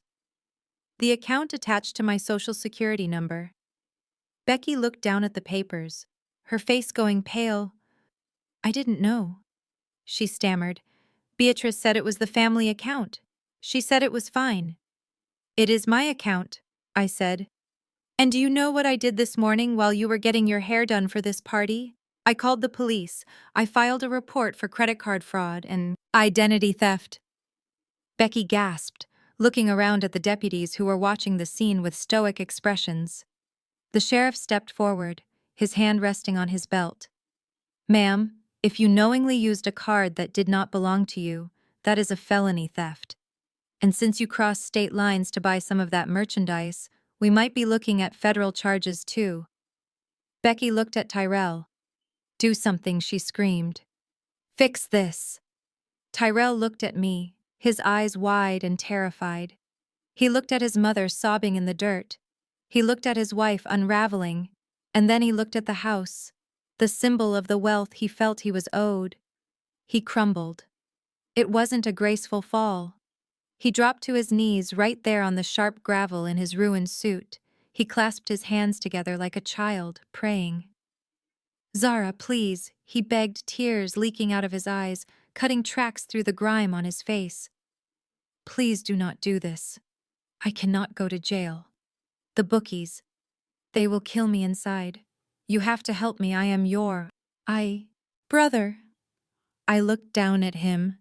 The golden child. The prince. The boy who had never been told no in his life. He was on his knees begging the sister he had called a failure. I am sorry, Tyrell, I said, my voice devoid of pity. But I am just a bookkeeper. Remember, I count the cost, and you cannot afford me. Beatrice looked up, then her eyes hollow. She saw her son broken. She saw her daughter towering over them in a white suit, untouchable and powerful. Zara, she whispered. Why? Why are you doing this? Because you taught me, Mom, I said, looking her dead in the eye. You taught me that everything has a price. You taught me that love is transactional. And today, I am closing the account. I turned to the sheriff, Sheriff Miller. I would like these trespassers removed from my property, I said, and I would like to press charges against Rebecca Johnson for theft. The sheriff nodded, signaling his deputies. All right, folks, let us go. The party is over. As the deputies moved in, pulling Tyrell to his feet and guiding a hysterical Becky toward the cruiser, I turned my back on them. I walked up the steps to the porch of my cabin.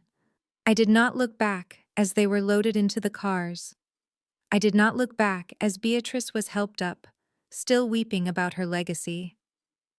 I stood on the porch and watched the police cars drive away, their lights fading into the twilight silence, returning to the lake. It was done. The truth was out.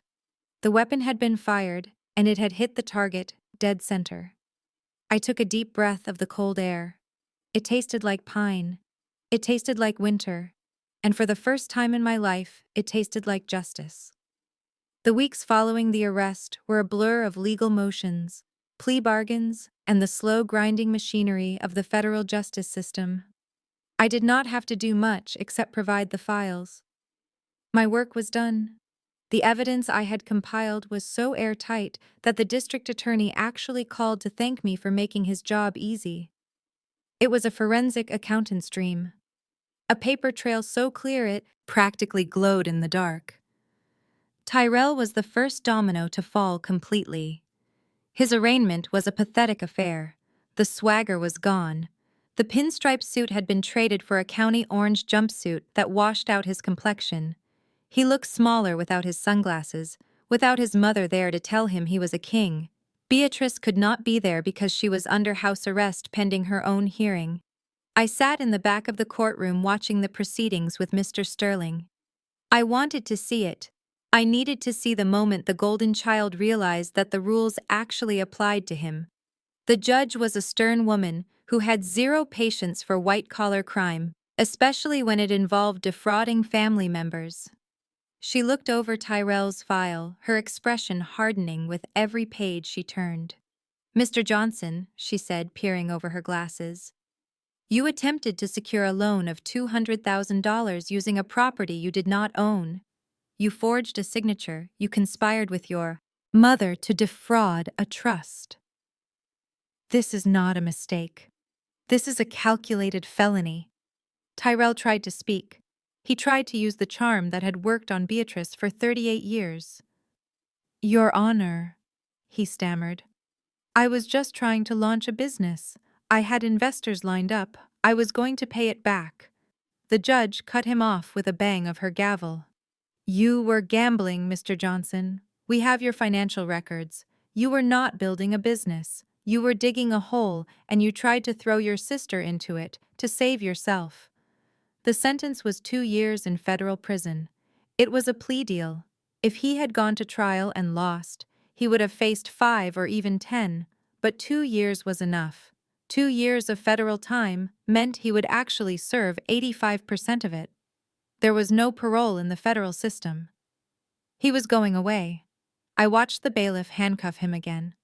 Tyrell looked back at the gallery, scanning the faces. He was looking for Becky. He was looking for Beatrice. He was looking for someone to save him. His eyes landed on me. For a second, I saw the old Tyrell, the arrogant brother who had laughed at my cheap dress. But then it crumpled. He looked terrified. He mouthed the word, "Please." I did not smile. I did not frown. I just stared at him blankly and He looked away. I was not his sister anymore. I was just a witness to his liquidation. The collapse of his marriage happened before he even left the holding cell. This was the part that surprised even me. Tyrell turned on Becky with a viciousness that was breathtaking. It turns out that when the money is gone and the freedom is gone, so is the love. Tyrell blamed Becky for everything. He told his lawyer that Becky had pressured him into the fraud, that she had demanded the Mercedes, that she had driven him to the edge of financial ruin with her spending. He filed for divorce from jail. He claimed she was an accomplice, which she was, and he threw her under the bus to try and get a reduced sentence. It did not work to reduce his time, but it certainly destroyed her life. I handled Becky personally. I dropped the theft charges regarding the debit card, but I did not do it out of kindness. I did it because I wanted something better than jail for her. Jail would have been free room and board. I wanted her to pay. I filed a civil suit for the $3,000 she had stolen, plus legal fees, plus damages. And because Tyrell had cut her loose and frozen what little assets they had, she had no way to fight me. She came to my office to sign the settlement agreement. She looked haggard. Her roots were showing, her designer clothes were wrinkled, and she looked 10 years older than she had at the cabin. "I cannot pay you, Zara," she whispered, staring at the floor. "I have nothing." Tyrell took the car. The landlord evicted me from the apartment. "I am staying on a friend's couch." "I know," I said, sliding the payment plan across the desk. "That is why you are going to get a job." "A job?" she asked, looking up with watery eyes. Yes, a job, I said. And not as socialite. You have no skills. Becky, you have no degree. You have never worked a day in your life. But I know a place that is hiring. I handed her a flyer. It was for a discount grocery chain, the kind of place she used to make fun of. They needed cashiers. Minimum wage plus tips.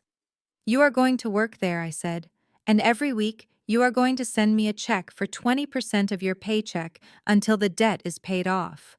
If you miss a payment, I refile the criminal charges and you go to prison. Do we have a deal?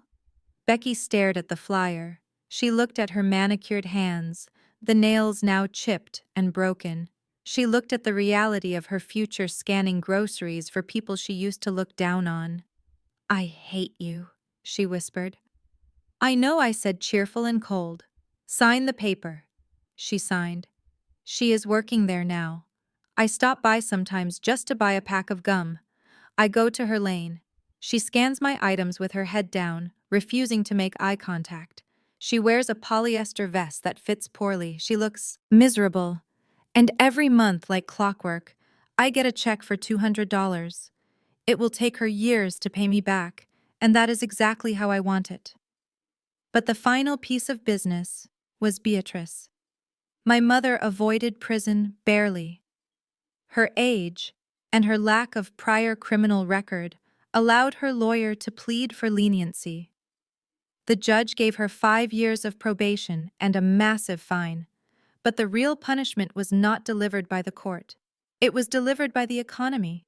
Beatrice had been living a lie for years. She had taken out a second mortgage on her own house, the one I grew up in, to pay off Tyrell's gambling debts the year before. She had stopped paying that mortgage 6 months ago, counting on the cabin money to bail her out. When the cabin loan failed, the house of cards collapsed. The bank foreclosed on her home immediately. But here is the twist. The bank that held her mortgage was a client of my firm. When I saw her name on the distressed asset list, I made a call. I bought the debt. Technically, I became my mother's landlord. I became the owner of the house she had thrown me out of. I stood on the sidewalk watching the eviction crew do their work. It was a cold Tuesday morning. Beatrice was sitting in a lawn chair on the grass wrapped in a blanket, watching strangers carry out her furniture. She looked small. She looked old. The arrogance was gone, replaced by a bewildered sort of grief. She clutched her Bible to her chest, muttering prayers that nobody was answering.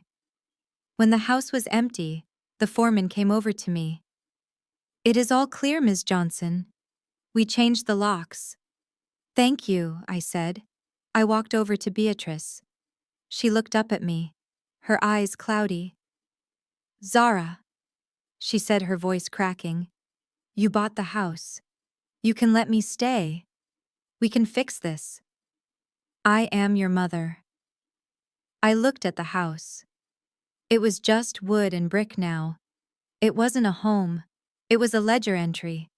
I did not buy it to live in it.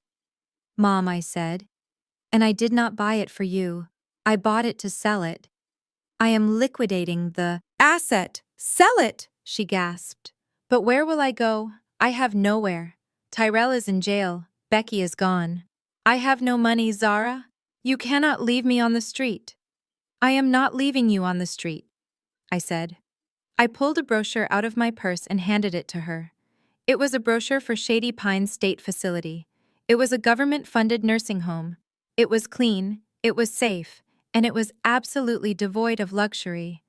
It was where people went when they had burned every bridge and spent every dime. It was a place for the indigent. I made some calls, I said. "They have a bed for you. It is a shared room. You will have a roommate. You will get 3 meals a day. You will have a roof over your head." Beatrice stared at the brochure like it was a death sentence. "A state home," she whispered. "A charity ward. What will the church think? What will my friends think?" I laughed. It was a short, sharp sound. "You do not have any friends, Mom," I said. "They all saw you get arrested. The church removed you from the deacon board last week. Nobody cares where you go. They are just glad you are gone.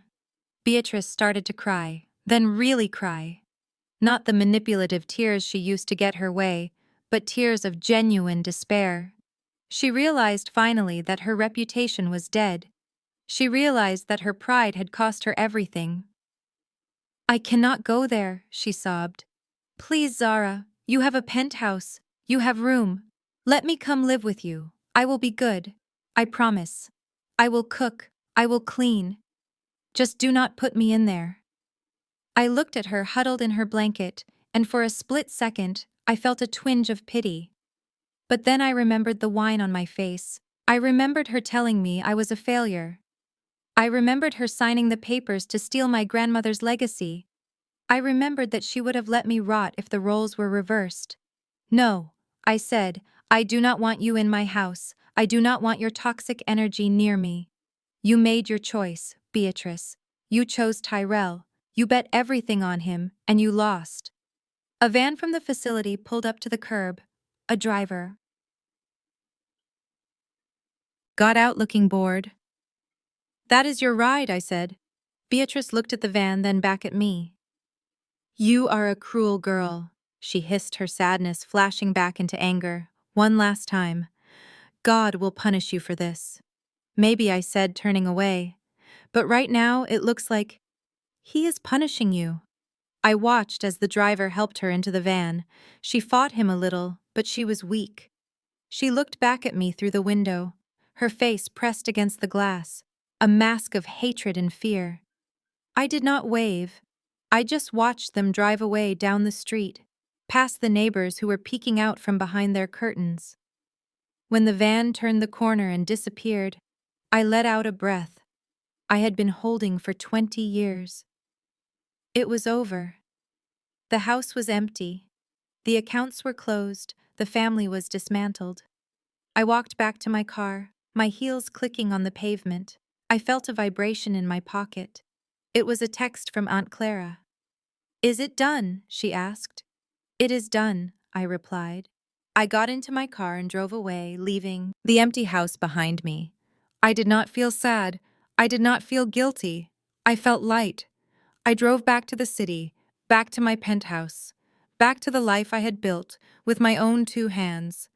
That evening I sat on my balcony with a glass of wine, a vintage red, far better than the swill Beatrice had thrown at me.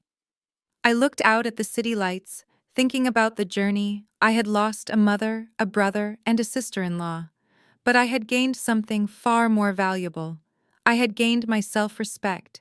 I had gained my freedom, and I had verified the one truth that forensic accounting had always taught me. Everything has a cost, and eventually, everyone has to pay. I took a sip of wine and smiled. The ledger was balanced. The debt was paid. I was finally debt-free. It took 6 months to scrub the stain of my family from the cabin.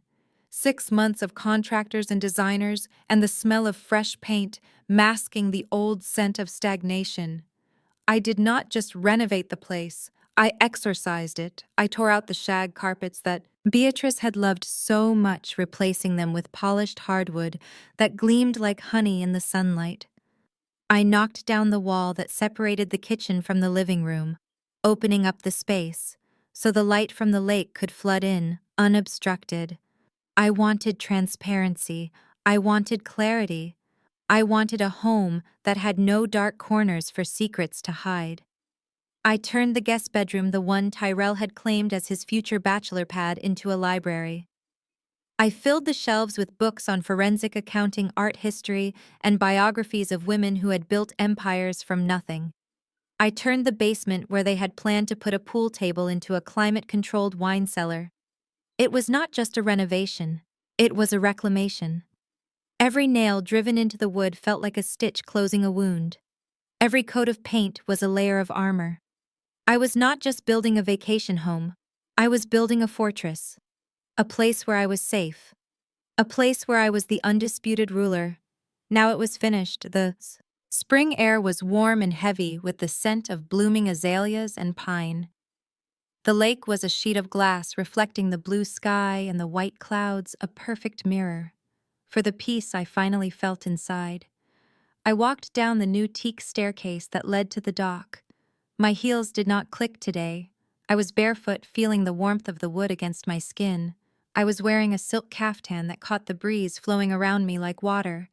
I was not the buttoned-up accountant today. I was just Zara.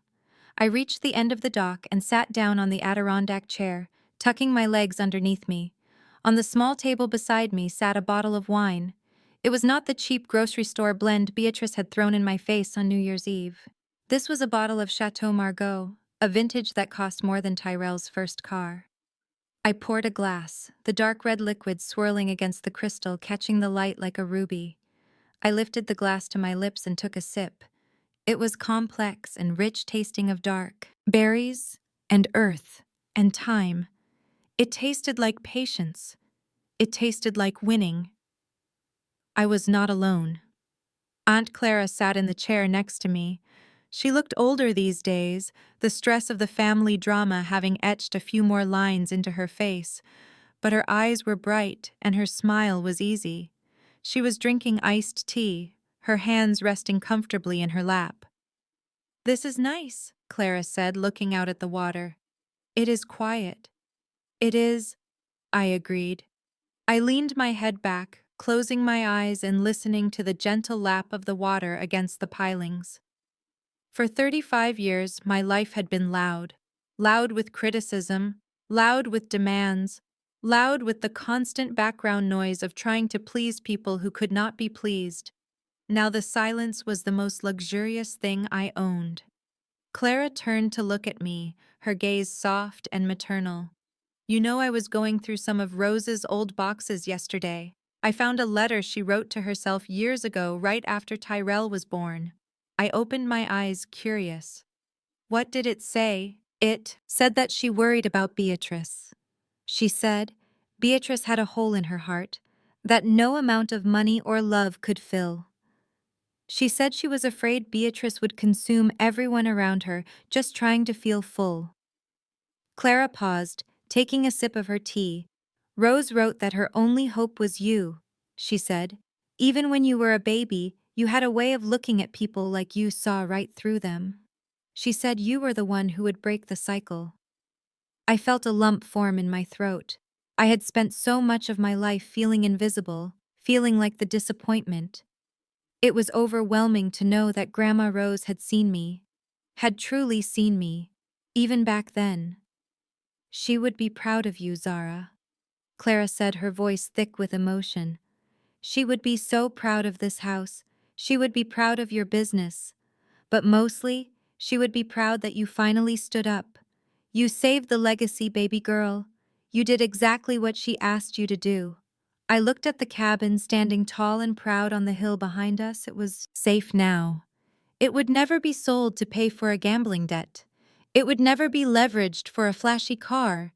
It would stay in the family, the real family, for generations. "Thank you, Aunt Clara," I said. "I could not have done it without you. You were the only one who told me the truth." We sat in companionable silence for a while, watching a hawk circle high above the tree line hunting for fish. It was a perfect moment, a moment of absolute clarity and peace. And then the vibration started. My phone was sitting on the table next to the wine bottle. It buzzed angrily, rattling against the wood, shattering the stillness. I glanced at the screen. It was a number I did not recognize, but the area code was familiar. It was the area code for the district where the Shady Pines State Facility was located. I knew who it was. I knew it in my bones. For a second I hesitated. The old Zara, the girl who craved approval, the girl who just wanted her mother to love her, flickered back to life. That girl wanted to answer that. Girl wanted to hear an apology. Wanted to hear that Beatrice had changed, that she had learned her lesson. But then I looked at the wine in my glass. I remembered the stain on my white dress. I remembered the way she had looked at me with pure disgust and called me a failure. I remembered the forged signature and the stolen money. I picked up the phone. I did not answer it. I just looked at the screen, watching the call go to voicemail. A moment later, a text message popped up. It was a long block of text, rambling and desperate. "Zara, please pick up. The food here is terrible." The woman in the bed next to me screams all night. I cannot sleep. They took my phone away. This is a nurse's phone. I am borrowing. I am your mother. You cannot leave me here. I am sorry. Okay? I said. I was sorry. What more do you want? I am old. I am scared. Please come get me. I will be good. I promise. Just get me out of here. Tyrell won't answer my letters. Becky is gone. You are all I have left. Please, baby girl, please. I read the words, I read them twice. I looked for the love. I looked for the genuine remorse. I looked for any sign that she missed me. Her daughter, and not just the comfort I could provide. It wasn't there. It was just need. It was just manipulation. It was the same old song just sung from a different cage. Beatrice was not sorry she had hurt me. She was sorry she had lost. She was sorry she was uncomfortable. She was sorry she was facing the consequences of her own actions for the first time in 60 years. I looked at Aunt Clara. She had seen the phone light up. She knew who it was. She did not say anything. She just waited, sipping her tea, letting me make the choice. I thought about the future. I thought about my business, which was expanding into 3 new states. I thought about the man I had met last week, a lawyer who looked at me with interest and respect, not because of what I could do for him, but because of who I was. I thought about the peace of this cabin. I could answer that text. I could go get her. I could put her in a nice apartment. I could pay for her care. I could be the good daughter one last time. But if I did that, I would be inviting the poison back in. I would be opening the door. I had worked so hard to lock. I took a deep breath, inhaling the scent of the lake and the wine. I pressed my thumb against the screen. I did not type a reply. I did not offer a reason. I simply opened the contact settings. I scrolled down to the bottom of the screen. There was a button there. Red and final block caller. I hovered my finger over it for a heartbeat, acknowledging the weight of what I was about to do. It was not just blocking a number. It was severing a bloodline. It was accepting that I was an orphan by choice. I pressed the button. The message vanished. The phone went still. The vibrations stopped. I set the phone back down on the table, face down. Is everything okay? Clara asked softly, not looking at me, giving me privacy. Everything is perfect, I said. And for the first time in my life, I meant it. Completely. I picked up my wine glass and held it up to the setting sun. The light shone through the red liquid, turning it the color of a heart, the color of life. To Grandma Rose, I said. To Grandma Rose, Clara answered, clinking her glass against mine. I took a long drink, savoring the taste. The bitterness was gone, replaced by a smooth, rich finish. I looked out at the lake, at the horizon that stretched out forever. The sun was going down, but for me it felt like the sun was just coming up. The long night of my childhood was over. The winter of my family was done. People always say that family is everything. They say that blood is thicker than water. They say you have to forgive because you only get one mother. But they are wrong. Sometimes family is the anchor that drowns you. Sometimes blood is just a biological accident. And sometimes to get everything, to get peace, to get freedom, to get the life you actually deserve, you have to let go. You have to cut the rope. You have to walk away. I had lost a mother, a brother, and a sister-in-law. I had lost the people who were supposed to be my world. But as I sat there on my dock in my house drinking my wine, I realized the truth. I had not lost anything. I had simply taken out the trash, and the view from here was absolutely beautiful.